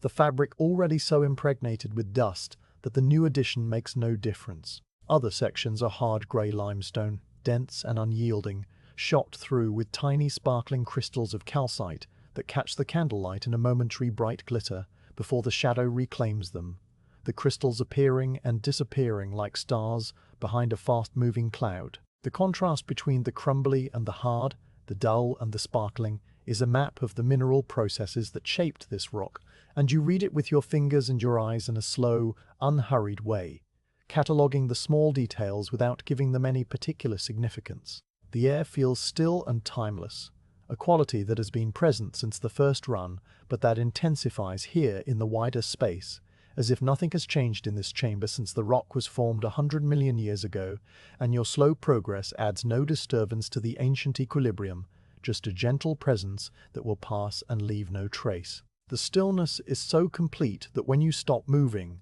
the candle flame freezes into a perfect, motionless teardrop, and the tiny thread of smoke from the wick rises straight as a plumb line, undisturbed by any current or eddy, vanishing into the dark above without a single waver. You can hear your own breathing, soft and slow, and the two drips that have accompanied you since the ledge, now quite close and distinct, their notes echoing slightly in the larger space, with a faint resonance that was not present in the narrow shaft. One drip falls every 7 heartbeats, the other every 11, and their combined rhythm creates a complex, ever-shifting pattern that is almost, but not quite regular, a natural clock that keeps a time no human could measure. The scent of lead continues to strengthen as you descend through the fissure, becoming more complex as you near the vein, carrying not only the sour metallic note, but also an earthiness, a smell of old soil and deep roots that you associate with the deepest parts of the Mendip mines, places where the ore body is richest and the rock is most altered. The scent is in your clothing now, in the wool of your waistcoat, in the fabric of your hat, and it will stay with you long after you return to the surface, a reminder of the underground that will linger for hours as you sit by the hearth or walk the path home. You breathe it in without concern, your lungs accustomed to the air of the deep mine, and it settles in your chest with a mild, metallic coolness that is not unpleasant. The ladder continues through the fissure, and you can see now that the rungs below are marked with a darker stain, a discoloration that comes from the lead-rich dust that has settled on everything in this part of the mine over the decades. A fine grey-black powder that coats the wood and makes the grain less distinct. Your boots disturb this dust with each step, raising tiny clouds that hang in the still air for a moment before settling slowly back onto the rungs. The particles catching the candlelight as they drift, each one a tiny point of light that falls with an almost impossible slowness through the motionless atmosphere. The dust is the residue of many shifts of work, the grinding of picks against ore, the shoveling of crushed rock into buckets, the endless cycle of extraction that has gone on here since before you were born. And it carries the same lead smell in concentrated form, a dry, sharp powder that you can taste faintly on your lips when you lick them. The side rails pass through your hands with the same familiar texture, but now you feel the fine grit of the dust on the wood, a slight grittiness that was not present higher up. And your palms, slightly damp from the moisture in the air, pick up a thin film of grey that transfers to everything you touch. The rails here are older than the sections above, you think, based on the depth of the wear and the way the wood has darkened with age and exposure to the mineral-rich air, and they creak more frequently as you descend, a low, long sound that resonates in the wider space and fades slowly into the void. Each creak is followed by a moment of perfect silence, and then the next footstep, the next creak, the next silence, a slow, repeating cycle that has no variation and no end. The rock on either side of the fissure is now richly mineralized, and you can see whole bands of galena running through the limestone-like ribbons of dark metal, the ore a steely blue-grey that looks almost wet in the candlelight. These bands are several inches thick in places, twisting and branching through the host rock in patterns that follow no logic you can discern, the result of ancient hydrothermal fluids that forced their way through cracks and faults and deposited their mineral cargo over thousands of years. The galena has a distinctive look, a cubic cleavage that makes it break into small, regular shapes with flat, mirror-like surfaces that reflect the candle flame in miniature. Dozens of tiny flames appearing and disappearing as the light moves past, a field of microscopic stars embedded in the dark stone. You see, but do not stop to examine these reflections. They are familiar landmarks, signs that you have reached the productive zone, and you register them with the quiet satisfaction of a miner who knows that the work will be good today. Your progress through the fissure is unhurried, and you take the time to notice how the walls change as you descend, the limestone becoming less dominant and the dark, mineralized rock taking over, the color shifting from gray to a deep, nearly black shade that absorbs the candlelight rather than reflecting it. The sound of your footsteps changes too, the thud of your boots on the rungs now accompanied by a faint metallic ring that comes from the vibration traveling through the ore-rich walls, a subtle harmonic that was not present in the pure limestone above. This ring is very soft, barely audible, unless you are listening for it, and it fades as soon as you stop moving, replaced by the drips and the silence and the small hiss of the candle. But it adds another layer to the soundscape of the deep mine, another thread in the tapestry of quiet noises that fills the dark. The two drips continue their patient, irregular rhythm, and now you can tell that they are coming from somewhere below and to the left, perhaps a small waterfall of seepage that breaks against a ledge and sends droplets into a pool, the sounds echoing slightly in the fissure with a soft, liquid clarity. The drips are a kind of music, a slow, random melody that never repeats but always sounds familiar,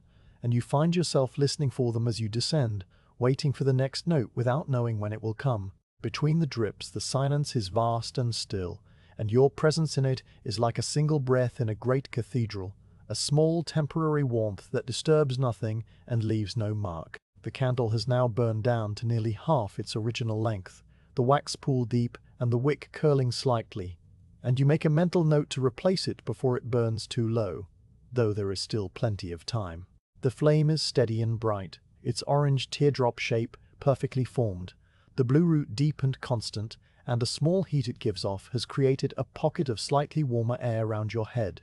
a warmth that you notice against the cool of your cheeks and your nose. The clay on your hat has dried a little from the candle's heat, developing small cracks around the base of the stub,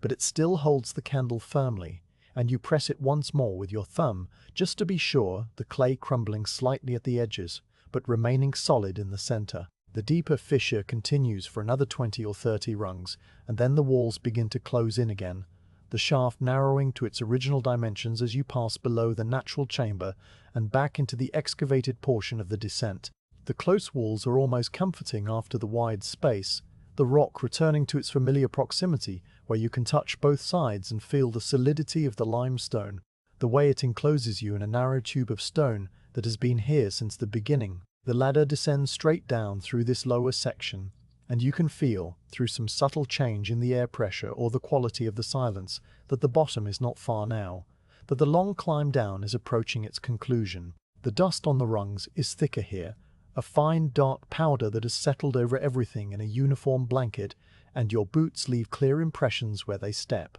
the pattern of the sole stamped into the dust before the next footsteps it disturbs it. The walls are covered with the same dust, muting the sparkle and the color of the rock, giving everything a soft, velvety appearance that is almost beautiful in the candlelight, like a coating of dark frost. You brush a finger along the wall and the dust comes away in a thick smear, revealing the brighter stone beneath, the galena gleaming wetly in the exposed line, and then you let your hand return to the rail and continue down, leaving the mark behind as a small sign of your passage. The smell of lead is now so strong that it dominates everything else. A dry, sour, metallic scent that fills your nose and your mouth, that clings to your clothing and your hair, that seems to have become the very air you breathe. It is not unpleasant to you, this smell, because you have known it all your working life, and it means the vein, it means the sow, it means the slow, patient work that will fill the hours until the candle burns down and you climb back up toward the distant, waiting sky. The scent is the signature of the deep mine, as characteristic as the salt smell of the sea to a fisherman, and you accept it as part of the world you have chosen, the world that has chosen you. The ladder gives a slightly different creak as you near the bottom, a longer sound that seems to come from the very lowest section, and you look down, seeing for the first time not the endless darkness of the void, but a faint, dark shape that might be the floor of the shaft,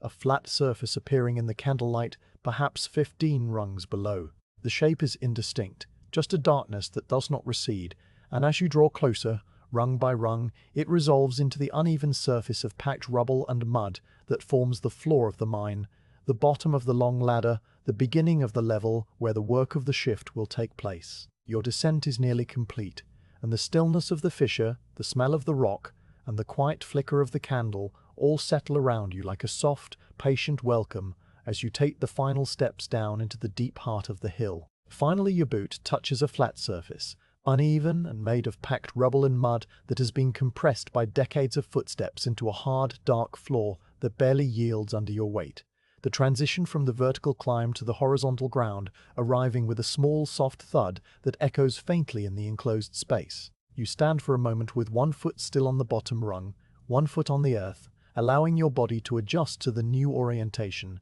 the muscles in your legs registering the change from the long repetition of stepping down to the simple act of standing still. The ladder behind you rises up into the dark like a spine of wood, its rails disappearing after only a few rungs where the candlelight cannot reach,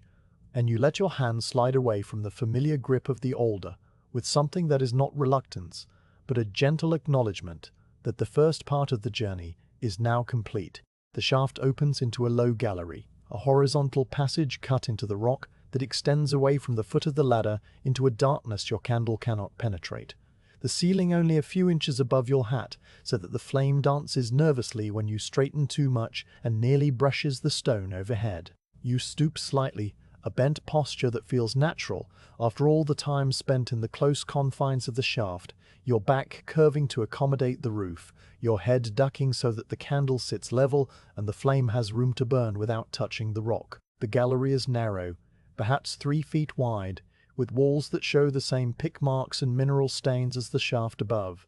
But here, the rock is darker, richer with the grey-blue of galena, the vein itself running along the right-hand wall like a thick, twisted ribbon frozen in the stone. You step away from the ladder carefully, moving into the gallery with slow, deliberate steps that feel strange after the long descent. The horizontal movement a different rhythm entirely, your boots scuffing the packed rubble and sending small, muted sounds into the quiet. The candle on your hat throws its glow across a small chamber of black shadow and jutting stone, illuminating details one by one as you turn your head. The rough floor with its scattered chips of waste rock, the low arch of the ceiling where a crack runs in a long jagged line from one wall to the other, the darker opening of a side passage that you will not explore today. The space is small but not cramped, a working area carved out over many years by miners following the richest parts of the vein, and it has the feel of a room that has been used for a very long time. The walls worn smooth in places, the floor packed hard, the air thick with the quiet presence of human labor. Water lies in shallow pools that mirror the flame, small depressions in the floor where the seepage from the walls has collected over time, their surfaces so still that they look like pieces of dark glass set into the earth, and when you step near one the reflection of your candle shivers gently and then settles again into perfect stillness. The pools are not deep, no more than an inch or two, and the water in them is clear and cold, tasting faintly of limestone when you dip a finger to it and touch it to your tongue, a clean mineral flavor that cuts through the metallic air. Around the edges of the pools, small crystals of calcite have grown in tiny, sparkling clusters, where the water evaporated slowly, and they catch the light in a delicate frost-like glitter that seems almost too fine to have formed in such a dark and hidden place. Tools left by the previous shift lean against the wall in a neat arrangement,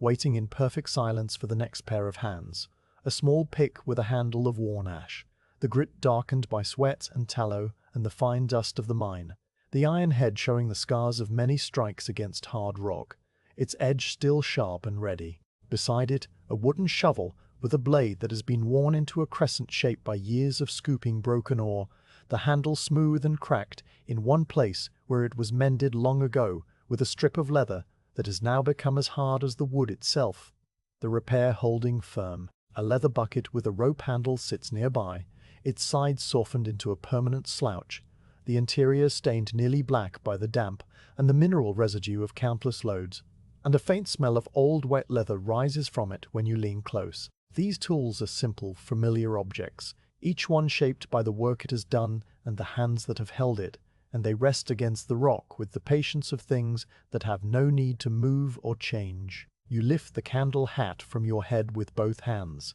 the felt brim warm against your fingers, the clay stiff and crumbly at the edges, and you set it carefully into a niche in the rock wall, a small hollow that some previous miner carved out for this exact purpose. The stone blackened slightly by the smoke of many candles that have rested there over the years. The niche holds the hat at a slight angle, so that the flame points outward into the gallery, and once it is settled, the light becomes a stationary glow, no longer moving with your movements, and the shadows in the chamber stop their gentle swaying and become fixed, sharp-edged shapes that define the contours of the rock. The candlelight now illuminates the working face, the wall at the end of the gallery where the vein runs thickest, the galena gleaming darkly in its bed of limestone, and the rest of the chamber falls away into soft, graduated shadow. You stand for a moment with the hat off, feeling the cool air on your damp forehead, the skin slightly indented, where the hat band has pressed for the long descent, and you run your fingers through your hair, which is wet from the condensation and the heat of the candle, the strands sticking together in small clumps that you smooth back without urgency. The air in your scalp is cool and refreshing, a small pleasure that you allow yourself before the work begins, and you take a long, slow breath, filling your lungs with the heavy, mineral air of the gallery. The taste of lead and limestone and damp stone all mixed together so that you can no longer separate them into individual notes. The breath goes in and out, and with it a sense of quiet readiness settles over you. The readiness for the slow, unpressured labor that will fill the next hours. The quiet is so complete here at the bottom of the shaft that if you stop breathing, there is simply nothing to hear. No drip disturbs this part of the mine, the seepage all collecting silently in the pools rather than falling from a height. And the two drips that accompanied your descent are now above and behind you, too far away to reach this deep chamber. The hiss of the candle is the only sound when you hold your breath, a tiny, steady whisper that is more like a texture than a noise. And when you release your breath, the soft sound of the air moving through your lips seems loud by comparison, a small rush that fades instantly into the stone. The stillness is not empty but full, a presence that occupies every inch of the gallery, and it accepts you without comment, enfolding you in its timeless quiet as it has enfolded every miner who has ever stood in this spot. You look around the chamber with the slow, careful attention of someone who has all the time they need, noting the way the vein twists along the wall, its course marked by the darker color of the mineralized rock and the small glinting cubes of galena that sparkle where the pick has exposed fresh surfaces. The face at the end of the gallery shows the marks of recent work, shallow grooves and small pits where the previous shift extracted the richest pieces of ore,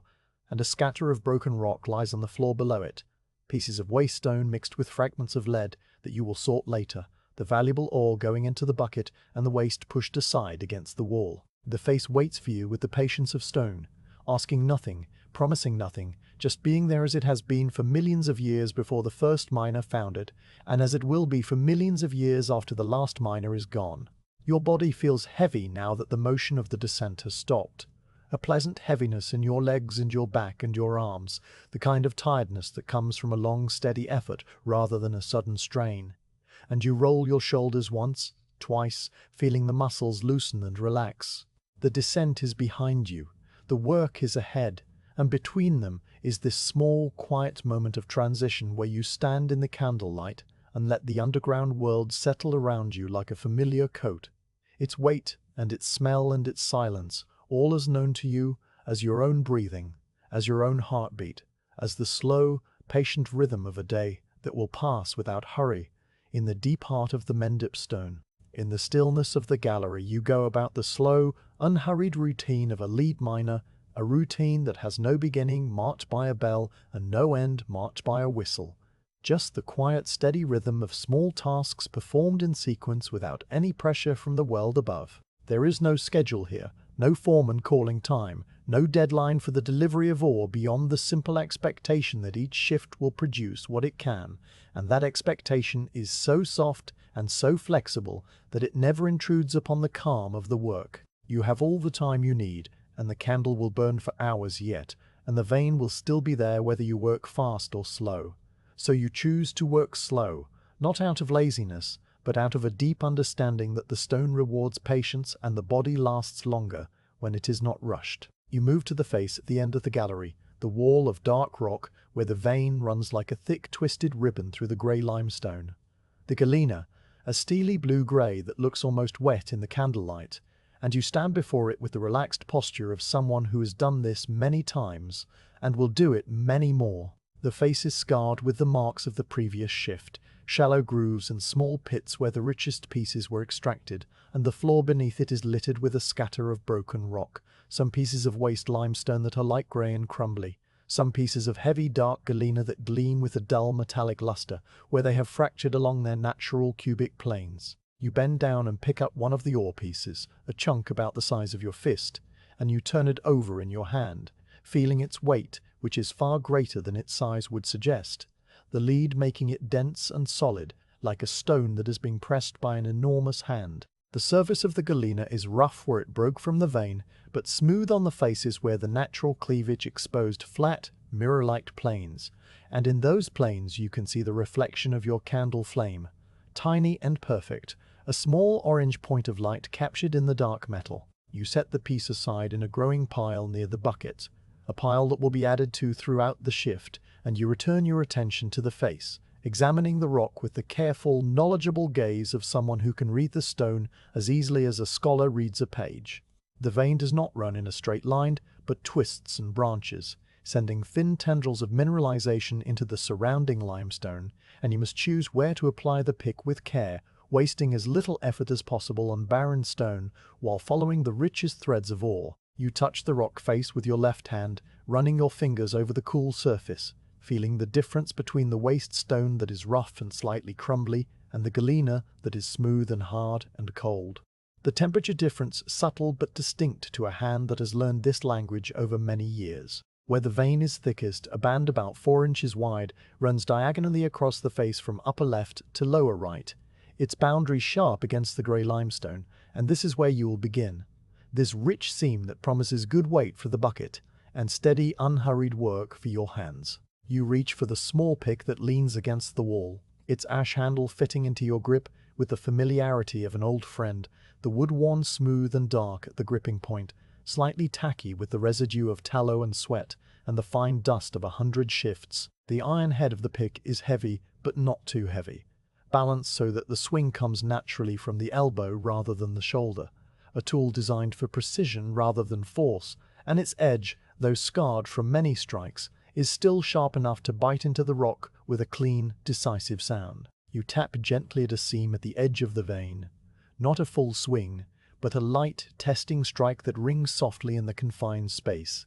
The metal on stone sound, a clear, high note that fades quickly into the absorbing rock, and a small flake of limestone breaks away, falling to the floor at your feet. The sound is satisfying in a quiet way, a small event that marks the beginning of the work, and you pause to let the vibration settle in the stone before raising the pick again. The second strike is a little firmer, aimed at the same spot, and this time a larger piece comes away, a wedge of limestone with a thin crust of galena clinging to one side, and you bend to pick it up, turning it over in your hand, using your thumb to separate the ore from the waste, the galena breaking cleanly along its natural plane while the limestone crumbles into grit. The ore goes onto the pile, the waste gets tossed aside against the wall where a small mound of discards has been growing for years, and you straighten up and aim the pick again, finding the next spot along the seam, the next weak point in the bond between the vein and the host rock. The rhythm establishes itself without any conscious decision on your part. A gentle tap, a pause, another tap, the fall of broken stone,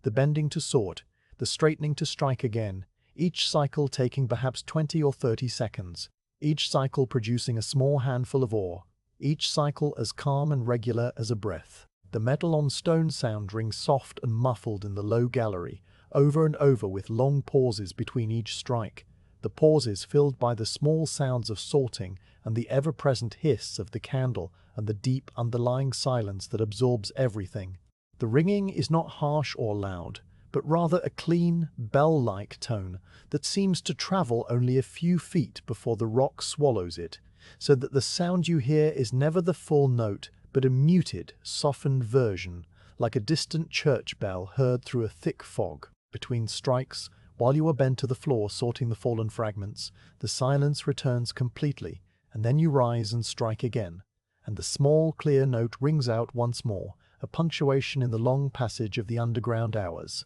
Dust settles slowly in the candlelight after each strike, a fine grey powder that blooms from the point of impact and hangs in the still air. each particle drifting in a lazy current that only you create with your movements and your breath. The dust catches the candlelight like a cloud of tiny, suspended stars, 1,000-minute points of light that swirl and drift and gradually sink toward the floor, settling onto your boots, onto the handle of the pick, onto the pile of ore, onto everything with a soft, patient persistence. When you breathe, a small portion of the dust enters your nose, and you taste the dry, mineral flavor of it on your tongue. The same lead and limestone taste that fills the air, but now in concentrated form, a fine grit that you swallow without thinking. The dust is everywhere by now. A thin coating on your hands and your face and your clothing, a grey bloom that makes you look like a figure carved from the same stone you are working,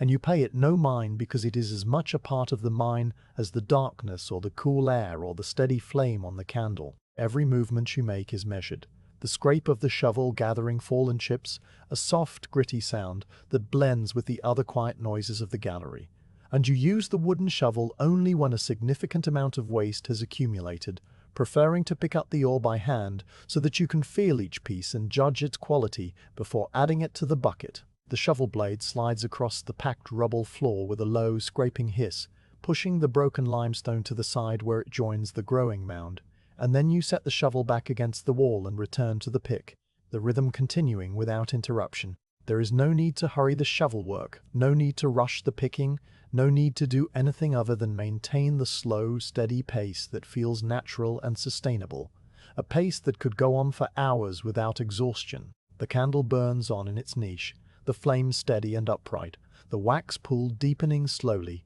the wick consuming itself at a rate so gradual that you can watch it for a full minute and see no visible change. Now and then, you pause the work to reposition the candle when the wax burns down to a certain point, taking the hat from the niche, pressing the stub a little higher in the clay so that the flame has fresh tallow to draw from, and then setting it back in place with the care you would use to place a valuable object on a shelf. The small ritual takes only a few seconds, but it is a marker in the otherwise unmeasured flow of the shift, a tiny event that says time is passing, the candle is burning, the work is progressing, all in their own slow, patient way. The underground world has no wind, no change of temperature, no sense of day or night, no bird song or cloud shadow, or any of the other signs by which the surface marks the hours, and so you exist in a kind of timeless present, where the only changes are the ones you make yourself. The pile of ore beside the bucket grows slowly,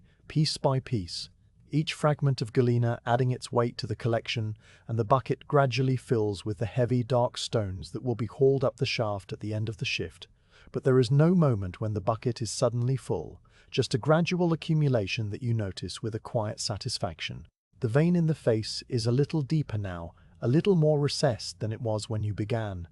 the pick having followed it into the rock by perhaps an inch or two, and the cavity you have made is dark and irregular,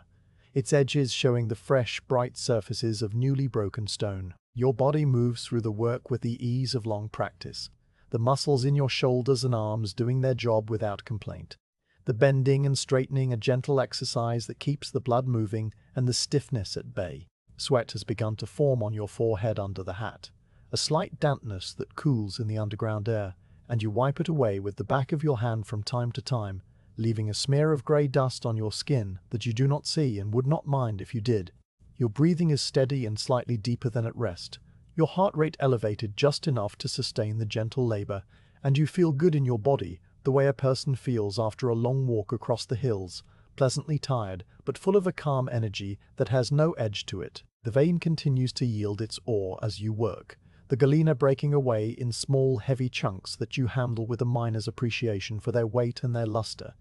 Each piece a small treasure that will be melted and refined and turned into lead for roofing or pipes or shot. Though you do not think of those distant uses now, you only think of the immediate task and the quiet accumulation of stones in the bucket. The limestone around the vein is stubborn in places, requiring a few extra strikes to break free, but it yields eventually, as all stone yields to patience and persistence, and you clear it away with the shovel, pushing the waste into the mound that now reaches halfway up the wall, a mound that has been growing for so long that the pieces of the bottom are packed hard and cemented together by the seepage of mineral-rich water. The gallery around you remains silent except for the sounds you make, The tap of the pick, the scrape of the shovel, the small clatter of stones being sorted, and when you stop to drink from the leather bottle,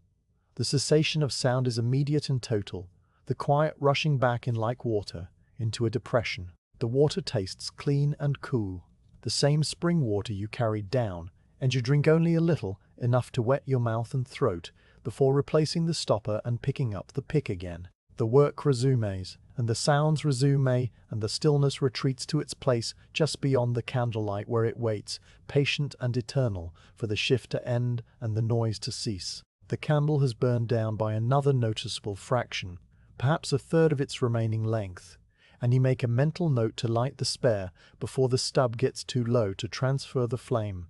though that moment is still some time away. The tallow has dripped a little onto the clay, forming a small white mound that will need to be scraped away eventually, and the smell of the burning fat, which was distinct when you first lit the candle, is now so thoroughly blended with the other smells of the mine that you no longer notice it unless you concentrate. The air remains cool and still, the temperature unchanging, the darkness beyond the niche, a solid wall of black that defines the boundaries of your small, illuminated world. The work continues in its slow, rhythmic way, the pick rising and falling, the stones accumulating, the bucket growing heavier, and you settle into the deep, unthinking focus that comes when the body knows what to do and the mind is free to drift across whatever thoughts it chooses. The underground world asks nothing of you but this gentle, persistent attention to the vein, and you give it willingly, glad to be here in the cool and the quiet, far from the noise and hurry of the surface, wrapped in the timeless stillness of the deep Mendip stone as the candle burns on, and the shift, in its own unhurried way, moves toward its distant end. The shift settles into its deepest rhythm, a kind of waking sleep where your body works slowly but your thoughts drift across old memories, across the face of a familiar hill, seen in summer when the grass is brown and the sheep are scattered across it, like grey stones, across the sound of rain on a thatch roof, heard from inside a worn cottage, while the wind moves around the eaves, across the shape of clouds that you cannot see from here, but that you can picture with perfect clarity, because they have been part of your life since you were a child. The tapping of the pick becomes a kind of heartbeat, steady and undramatic, each small piece of ore carefully separated and placed aside, and the rhythm of the work is so constant and so gentle that it allows the mind to wander without ever losing track of what the hands are doing, the way a person can walk a familiar path and think of other things while the feet find their own way. You are within the sound now, within the small clear ring of metal on stone and the soft fall of broken rock and the hiss of the candle and your own slow breathing, all of these sounds combining into a single, continuous presence that fills the gallery and fills your awareness until there is no separation between the work and the worker. The pick rises and falls, the ore pieces accumulate, the waste is pushed aside, and you are not so much doing these things as witnessing them,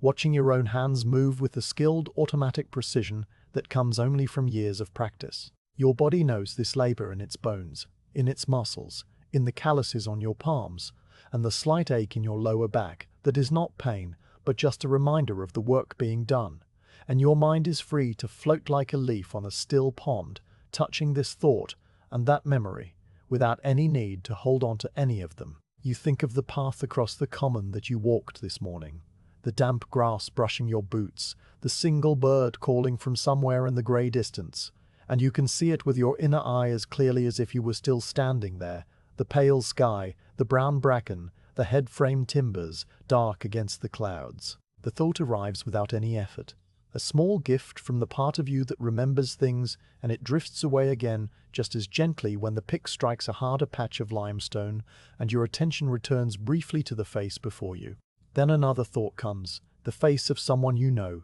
seen in the doorway of the cottage as you left, the expression calm, the hand raised in a small farewell that you return with a nod before turning to the path, and this thought too passes across your mind like a cloud shadow crossing a field, there and then gone. The work continues, and the thoughts continue, and neither one disturbs the other. The candle flame in its niche has developed a small, flickering dance that you notice out of the corner of your eye, a gentle swaying that was not there before, and you realize that the air in the gallery has begun to move ever so slightly. A draught coming from somewhere deeper in the mine, a passage you have never explored that connects this gallery to other workings far off in the hill. The draught is so faint that it barely stirs the dust, just enough to make the flame bow a little to the left before straightening again, and it brings with it a slightly different smell. A cooler, more distant scent that has traveled through the stone from places where no candle has ever burned. You pause the pick in mid-swing, listening, feeling the air on your cheek, and you wonder with a quiet, idle curiosity where that passage leads, and who dug it, and how long ago, but you do not follow the wandering anywhere, because the vein is here, and the work is here, and the rest of the mine can wait for another day. You occasionally pause to drink from the small leather bottle of water, the liquid cool and plain against your tongue, and you take the moment of rest to sit on a rock that juts from the floor near the wall, a natural seat that has been used by miners before you, its surface worn smooth by the friction of wool breeches and the passage of time. The rock is cool under you, the temperature seeping through the thick fabric of your breeches after a minute or so, and you lean your back against the gallery wall, feeling the solidity of the stone behind you, the way it supports your weight without the slightest give. The candle burns on in its niche, and you watch it with the calm, unfocused gaze of someone who has nothing to do for a moment but sit and breathe and let the quiet settle deeper into their bones. During these rests, which come perhaps once in every hour or perhaps less frequently, you have no way to measure, you simply are. A presence in the chamber like the tools or the bucket or the vein itself, waiting with the same patience that the stone has always shown. The water in the leather bottle tastes of the spring and of the leather, a combination that is familiar and comforting, and you drink only a little at a time, because you have learned over the years that too much water underground makes the body heavy and the mind slow, while just enough keeps everything working at its proper pace. You replace the stopper, a simple plug of wood wrapped with a bit of linen to make it tight, and you let the bottle hang against your side, its weight a small, reassuring presence that reminds you of the surface and the spring, and the cool, moving water that never stops flowing. The darkness around you is like a soft weight, not threatening, but embracing, a presence that has been with you for so long now that you no longer notice it as separate from yourself, the way a fish does not notice the water it swims in. The darkness fills the gallery beyond the candle's reach, fills the shaft above, fills the passages that branch off into the hill, and everywhere it is the same, an absolute patient black that asks nothing and gives nothing, and simply is. You have come to know this darkness over the years, not as an enemy or a friend, but as a condition of existence,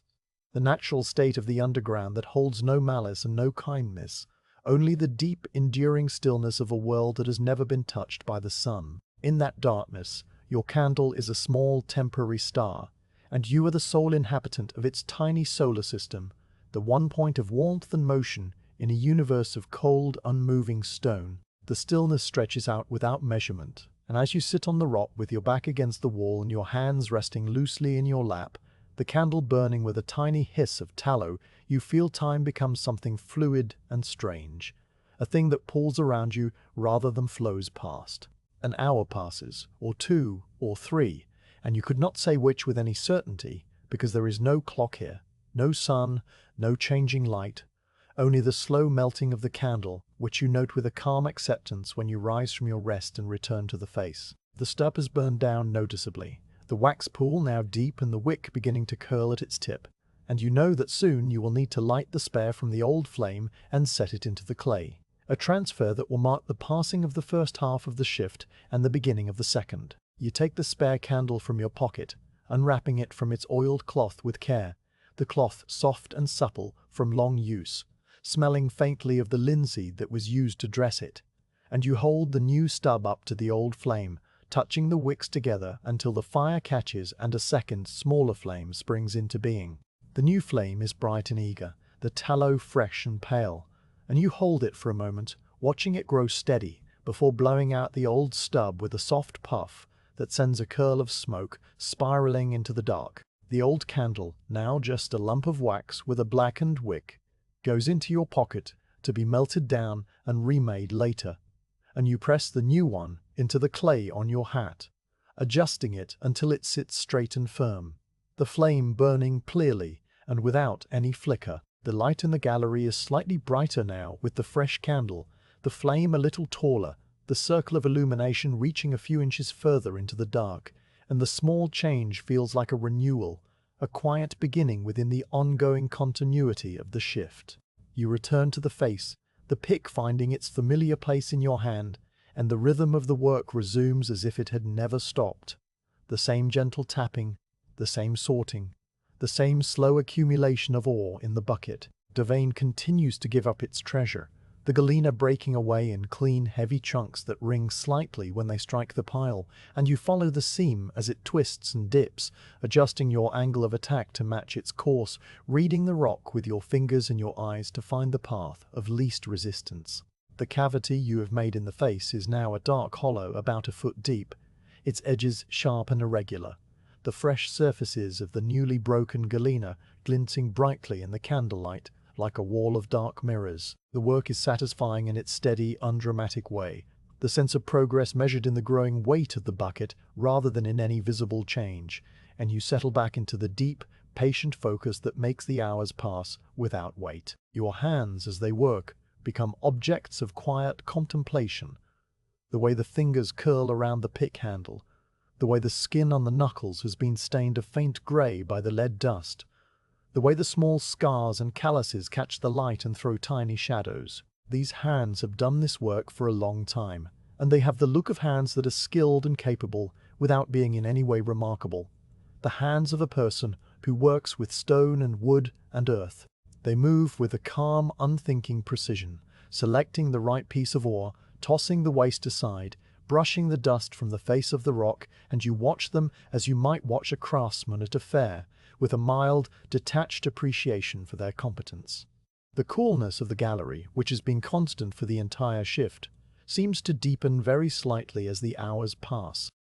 Though this may be an illusion created by your own body's gradual cooling during the long period of gentle work, your muscles no longer generating quite as much warmth as they did during the descent. You notice the coolness most in your fingers when you pause to rest, the tips slightly chilled from handling the cold stone and the cooler metal of the pick head, and you warm them by clasping them together or tucking them briefly under your arms before returning to the work. The wool of your waistcoat continues to hold the core warmth of your body, and your feet, in their thick leather boots, remain comfortable, the blood moving through them with each small step and shift of weight. The darkness beyond the candle remains as it has always been, a patient, waiting presence that neither grows nor diminishes, and you occasionally look up from the work to stare into it, letting your eyes relax into the void, seeing the faint, phantom shapes that the mind creates when there is nothing real to see. These shapes, pale rings and drifting clouds of grey, are not visions, but simply the workings of the visual system in the absence of light, and you watch them with a calm, detached interest, noting how they shift and dissolve when you try to focus on them. The darkness is not empty, you have come to understand, but full of a kind of potential, a space where anything might exist, but nothing does except the rock and the air, and the slow, steady progress of your small, candle-lit work. The work continues, never hurried, each motion a small ritual that ends exactly where it began, the pick striking the stone falling, the ore being sorted, the bucket growing heavier, and there is a profound peace in this repetition,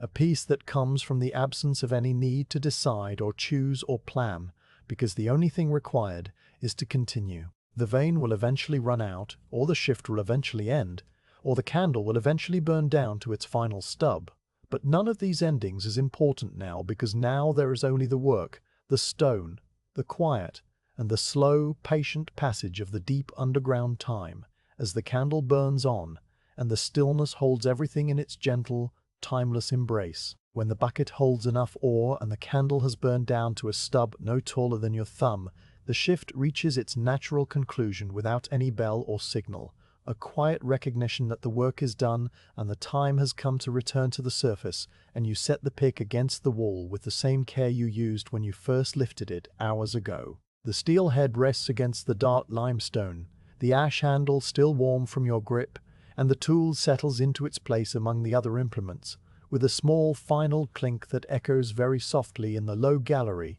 before fading into the permanent silence. The shovel goes beside it, the blade coated with a fine grey dust that will dry and flake off before the next shift arrives, and the leather bucket, now heavy with the weight of the galena you have collected, sits near the foot of the ladder where the rope from the windlass will be tied to it for the haul to the surface. Everything is left tidy, not because anyone requires it, but because the habit of order underground is a form of respect for the place and for the next pair of hands that will stand where you are standing now. You gather the all one last time, picking up a few final pieces that had scattered beyond the pile, turning each one over in your hand to brush off the loose dust before adding it to the bucket, and the bucket is full but not overflowing. A good shift's work that will please the smelter and add its small portion to the lead that the hills have been yielding for centuries. The galena pieces are dark and heavy, their cleaved surfaces catching the candlelight in a last, quiet glimmer before you cover the bucket with a piece of old sacking to keep the dust from rising during the ascent. The sacking coarse and smelling faintly of the mine, its edges frayed but still serviceable. The covered bucket waits by the ladder foot, and you will send it up after you, the rope tied in a sturdy knot that you have tied 1,000 times before.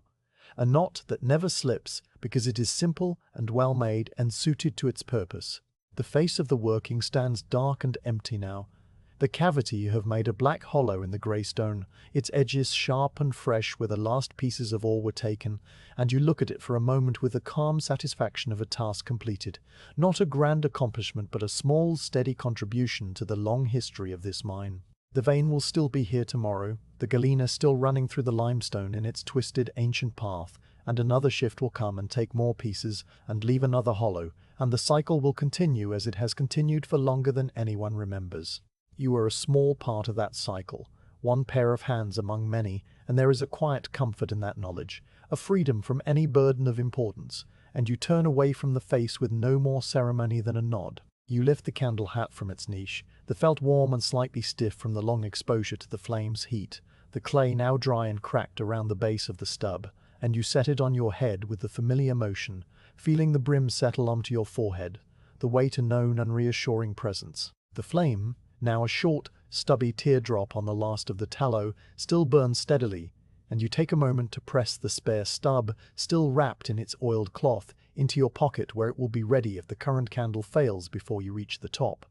Though you know from experience that it will last long enough because the ascent is not slower than the descent, but the candle burns at the same rate, regardless of direction. The niche where the hat rested is dark now, a small hollow in the wall blackened by the smoke of many candles, and you leave it empty, ready for the next shift and the next flame. You stand at the foot of the ladder and look up, and the sight is a familiar one, the wooden rails rising into the blackness above, the rungs diminishing into the dark one by one until they vanish entirely, the shaft a vertical tunnel of absolute night that you must now climb back through. The ladder is exactly as you left it, the older rungs waiting with their patient, worn surfaces, the side rails cool and damp to the touch, and you place both hands on the rails and feel the grain under your palms.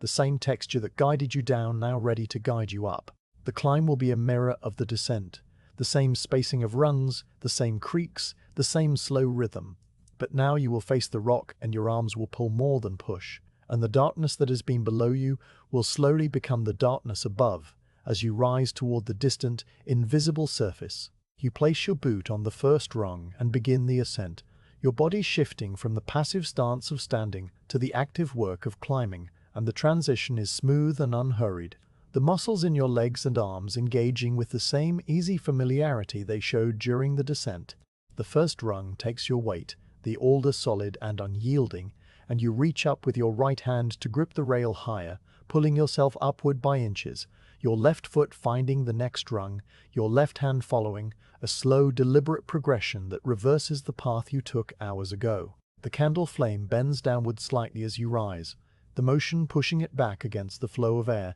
and the shadows it casts slide along the shaft walls in a slow descending dance, the opposite of the shadows you watched on the way down. The climb upward is quieter in a way because your feet no longer produce the soft thud they made when you were stepping down. The sound now a lighter placement, a brief contact of boot and wood that makes almost no noise at all. Your body weight supported more by your arms than your legs, so that each rung receives only a fraction of the force it received during the descent. The side rails feel different under the pull of your hands, the grain pressing against your palms in the opposite direction, and you notice that the wear patterns on the rails are slightly asymmetrical. the wood more polished on the underside where countless fingers have gripped during ascents, a subtle difference that you register without breaking the slow, steady rhythm of the climb. Your breathing deepens a little as your arms take on more work, but the effort is still gentle, still sustainable, and you climb at a pace that you could maintain for far longer than the shaft requires. The darkness below you,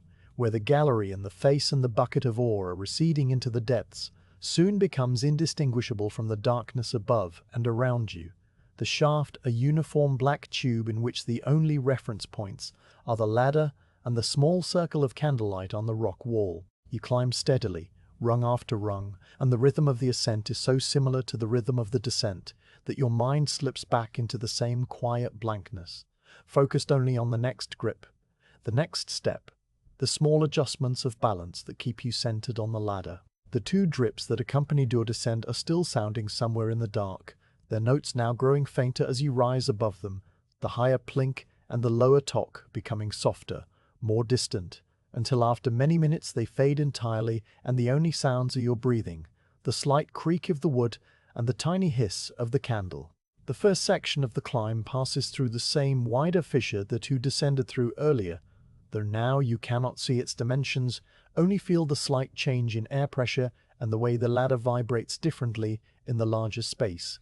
a longer, slower resonance that fades more gradually after each creak. The closeness of the walls, which will return as you climb higher, feels almost like a memory in this open stretch, and you climb with the sense of floating in the dark, tethered only to the alder rails and the sequence of rungs that are your sole connection to any solid thing. The darkness here is vast and silent, and your candle flame is a tiny, lonely point of light in a cathedral of empty space. But you do not feel lonely, only focused on the climb and the slow, patient ascent toward the grey sky that waits somewhere far above. Your hands and arms do the majority of the work now, the pulling motion using muscles in your shoulders and back that were less engaged during the descent, and you feel a mild, pleasant warmth spreading through your upper body, the kind of warmth that comes from steady, moderate effort rather than strenuous labor.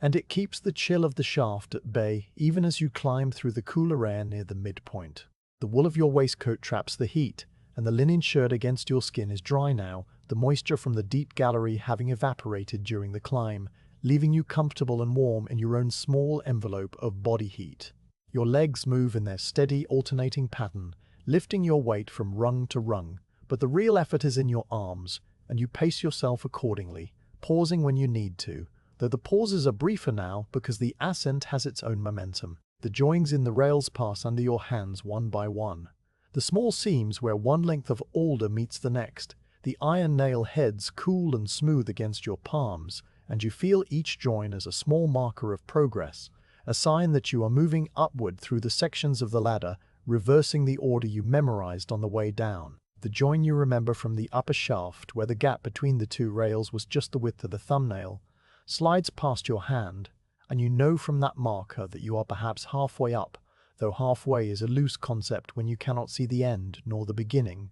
only the small circle of light and the endless rungs. The climb continues, and the climb is all there is, and you exist within it as a single point of motion in the deep, silent dark. After many minutes, a change begins that you sense before you see it. A very slight lightening of the darkness above that is so subtle you might imagine it, except that it persists and gradually strengthens as you climb higher. The absolute black that has surrounded you for the entire descent and most of the ascent begins to soften, to show a faint, barely perceptible grayness, and you know that the surface is near, that the daylight is filtering down the shaft from the rectangle of sky that you have not seen for hours. The grayness is not yet light, barely more than a suggestion, but it is enough to dilute the darkness just slightly, enough that the candle flame seems to have a tiny, dim competitor somewhere far above, a competitor that will grow stronger with each rung. The grayness grows, and after another 20 rungs you can look up and see it clearly,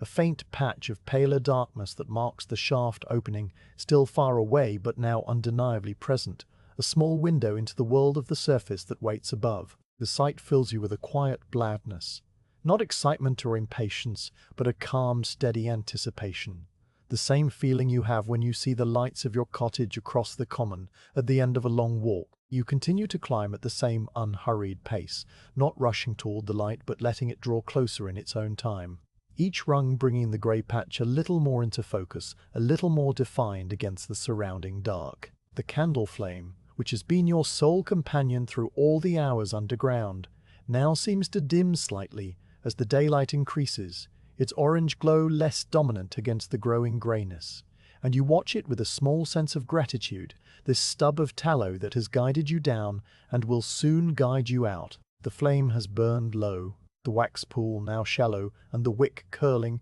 but it still burns steadily, and it will last until you reach the top and can snuff it in the open air. The clay on your hat has dried completely now, and is beginning to crumble at the edges, but it still holds the candle secure, and you leave it alone, knowing that you will remold it with fresh clay tomorrow morning before the next descent. The walls of the shaft, which have been invisible in the darkness, are now faintly illuminated by the combination of candlelight and the growing daylight from above,